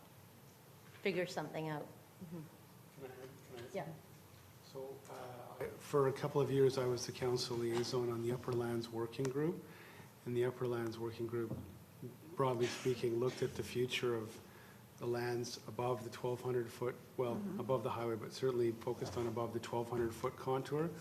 The 1,200-foot contour has traditionally been the limit of development up the mountainside because we need to preserve, the natural habitat, and that's sort of been enshrined. And the Upper Lands Working Group specifically looked at the cabin area of these lots and BPP's holdings above 1,200 feet. And the unanimous recommendation of that working group was to not allow further development above that 1,200-foot contour.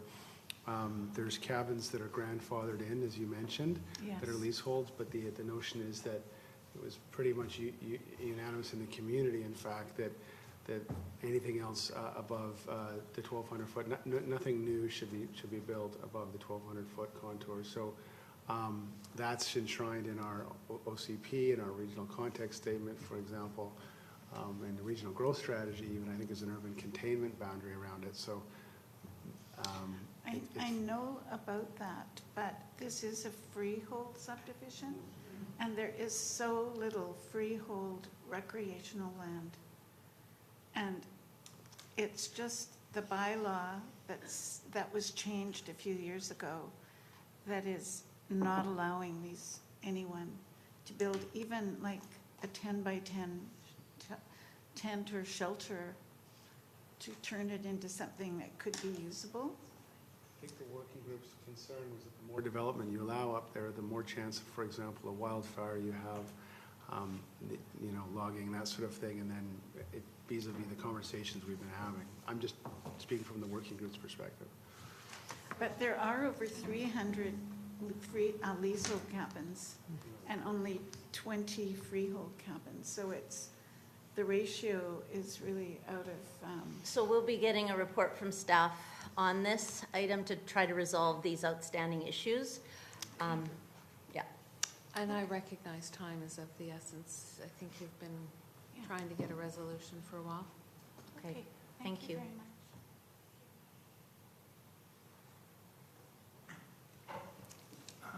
I just had a question And and your a name and- request. It's David Reinsch, representing from Westmount. Right. Okay, my question is, I had actually submitted an email about 3 weeks ago, I guess, to Ms. Lemus regarding the tree cutting permit for Lower 31st in regards to the Five Creeks project.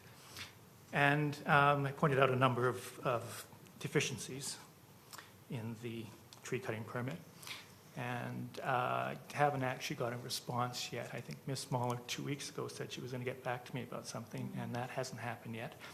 I noticed that the lawyer actually for one of the district's lawyer called the tree permit awkward and improper, which I think suggests there's some issues with it. Today, when they started to recut on the trees, I did notice that they were using the same tree permit as was previously on site. So I think there's a number of issues there with the tree nesting survey, the qualifications of the person who's doing that survey, as well as they're not doing they were previously using subcontracting of work, which was not allowed under the tree contracting permit, as well as whether or not the tree cut contractor is actually on the approved tree cutter permit or tree cutter list for the district. So anyway, I'm just going to say that I'd like to get that. I don't know why it's taken 3 weeks for me to get that information or get clarification on those problems. Doesn't seem like anything's changed over the 3 weeks' time. I'd also like to make a request that I'd like to know, actually I'd like to know at what point or what can the councillors talk about in regards to this project? Can anybody actually discuss the details of the project, or is this completely, Absolutely. everything's No. been done? And so if councillors actually are not answering our questions, then it's, Councillors can answer questions about the project. Yep. We've got okay, lots the of details of information. the project, And it's the also agreements and that sort of thing that have It's been? also all on our website. Okay, so any sort of agreements that they have that the district has with the PPP can be discussed by councillors? Provided those documents are public, in the public realm. But stuff that was discussed in camera, Court. is that sort of thing is not going to be discussed outside of camera? I don't think that I don't think the contracts were released for public, but we'll find But out there what are we can. details related to those, significant details that are public knowledge. The contracts themselves may not be released, but the actual facts are out there pretty clearly. Okay, so I just want to make, I'd like to make a request that some of the councillors show the courage to maybe put a pause on this, that we actually have some proper consultation on this project, because we haven't had up to this point. And if there actually is a point where we have to, we're not going to push pause on this, I want to have councillors out there watching those trees come down on Lower 31st. So I don't know if I have any commitment from anybody on council here to agree to that. Sure. Depending on the So timing. any raise of hands, if anybody is going to come out to the site Depends on the timing. Yep. tomorrow morning? We can, I don't know what they're going to get done, but maybe we can just meet out there every day this week. And then, so, Can't we commit, can but kind thank of, you for the invitation. Okay, Thank you. okay. And I'll get some information from Ms. Lemus about the, Yes. that'll be forthcoming? Yes. Okay, thank you. Okay, I don't have any other, are you coming up to speak? Yes. I also put my name down a second time. Yes, you haven't heard the last of it, so you can. Okay. Good evening. My name is Zoe Barnes, and I also live on Westmount. I'm not a realtor, I'm not a developer, I'm not a flipper of the properties. I lived on the North Shore since I moved out of Ontario to BC about almost 30 years ago, and also in Westmount area for the past 16 years. I'm shocked to get my property tax assessment. I think I left a message perhaps for your office and send something to Mr. Sturdy's office. I believe that the district or the government is pushing the seniors out of this district, to be honest with you. This is how I feel because my husband is 65. Actually, he's retired. I'm the only one who is working, trying to get organized for retirement. With all the changes that happened, it's just because, as everybody knows, plenty of bad money coming to the economy and unhealthy real estate that we had for the past 10 and 20 years, and also we sold all the even farm properties to non-residents of Canada. So this is what happened. This is reality.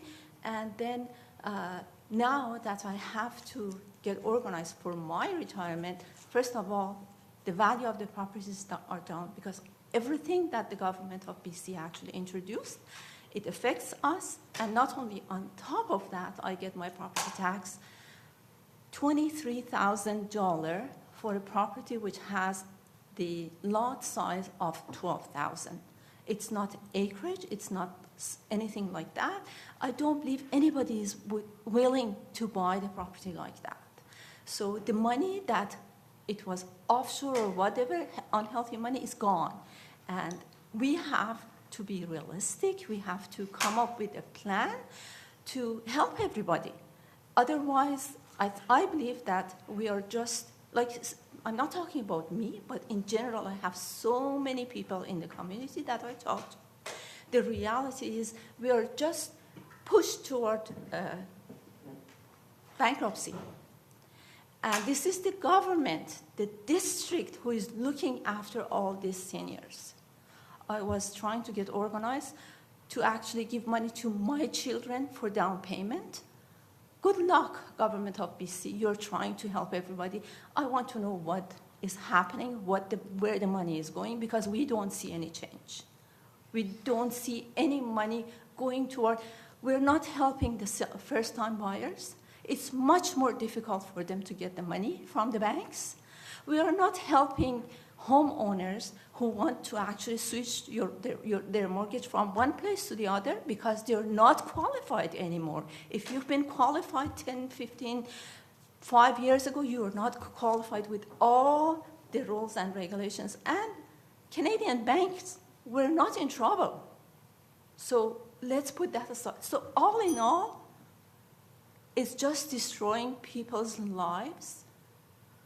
More important than anything, seniors. And the reason, because some of the councils mentioned that when they go to the meetings, everybody's listening to you, the government, the federal government, the BC government is listening to you. And also, earlier tonight, we were talking about helping the seniors to be able to live in these homes that they're building.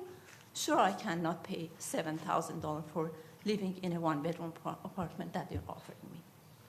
Thank you for your comments. I know there are a number of people that are distressed by the provincial additional school tax. We are simply collecting it, as you say, on behalf of the provincial government. Residents are able to defer their taxes. If they cannot pay this amount, they can defer the taxes. And that is a debt to the provincial government. We still get our money. So it's a debt to the provincial. Interest charges on top of that, and as I said, this is my money. This is my investment for the 35 years. And we are advocating to the provincial government. 35 years. I'm not talking about 5 years. This is money for me and my family, not paying interest on $23,000 for what? And giving me only 1 month. You have up to July 2nd to make the payment, otherwise you're going to be charged 5% penalty. If I'm lucky, I get 1 or maximum 2% increase per year. That's what the district has done, yes. Yeah. That's what I get from my employer. I'm not getting 100%. Thank you for coming to council. We know that there are a lot of people concerned, for sure. Okay, Ms. Bibbings. Hi again.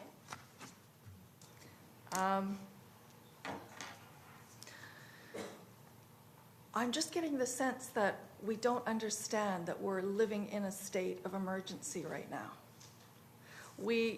I have for you here the IPCC report, the Intergovernmental Panel on Climate Change, which came out in October of last year. We are now today at 416 parts per million of CO2 in the atmosphere. We have not been above 350 parts per million for over 3 million years since the dawn of humanity. And Canada is heating at twice the rate as the rest of the world. According to this report, we have maybe 10 years to drastically change the way that we're living, or we're going to render this planet uninhabitable. So I don't know. I mean, 10 years, we shouldn't even be talking in years. We should be talking in months. This is 120 months. We don't have a lot of time here to be discussing heights of hedges and art walks and things like that. Why are we not declaring a state of climate emergency today? Who is opposed to it? Who here is opposed to this? We need to get this done so that we can move forward with an action plan so that the children that were here in the room today can have a future. Who here is opposed to making a declaration of climate and ecological emergency today? Well, Ms. Bibbings, it's not that we're opposed. We want to do it properly. We want to do it properly. And We're we need a motion. running out of time here. Well, we can... Time is what we don't have. I agree with you, and this Lady Mayor, on Monday, the United Nations Intergovernmental Panel on Climate Change published its long-awaited report detailing how the world can and must keep global temperature rise below 1.5 degrees Celsius, the threshold at which the effects of global warming may remain manageable. The report is the product of extensive research carried out by more than 100 leading international scientists, and the new findings suggest that Earth's temperature is set to rise by more than 1.5 degrees Celsius by 2030.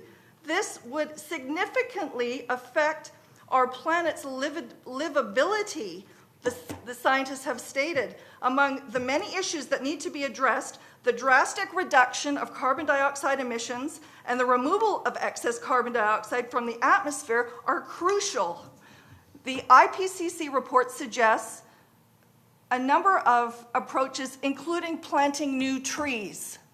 So I would like to ask to you, and I agree. What funds and resources can the city of West Vancouver put towards planting new trees? Because we don't have time to wait for a technological fix to bring down our CO2. We have it already, and it's called a tree. And we cannot afford to lose the established old cedar trees like the one on the beach, because all the young ones are going extinct. So that may be the very last one left standing. Are you really going to kill a tree that might be the last one of its species left? Ms. Bibbings, thank you very much, and we are... It's insanity. Thank you. It's insanity. Declare an emergency. It's actions that are more important than a declaration, Ms. Bibbings, but I take your point. I take your point. Thank you. I'm doing this for your life, Marianne. Your life and all of your children. And I am with you. That's what I'm fighting for. I am with you. I am completely with you. It's because I love you guys that I'm willing to go to the Supreme Court of Canada when you drag my butt downtown. It's because I love all of you guys and your children, and I want them to have a life. Okay, thank you. I appreciate that. I do. I really do. And I forgive you for taking me to court because I know you don't know any better. You don't know that I'm fighting for you. And we're actually fighting for the residents. Well, then take some action, goddammit. Ma'am, Okay, ma'am, yes, thank you. Thank you. All right, so I think I'm going to look to my fellow councillors for adjournment. All in favor? Opposed? Carried. Thank you very much.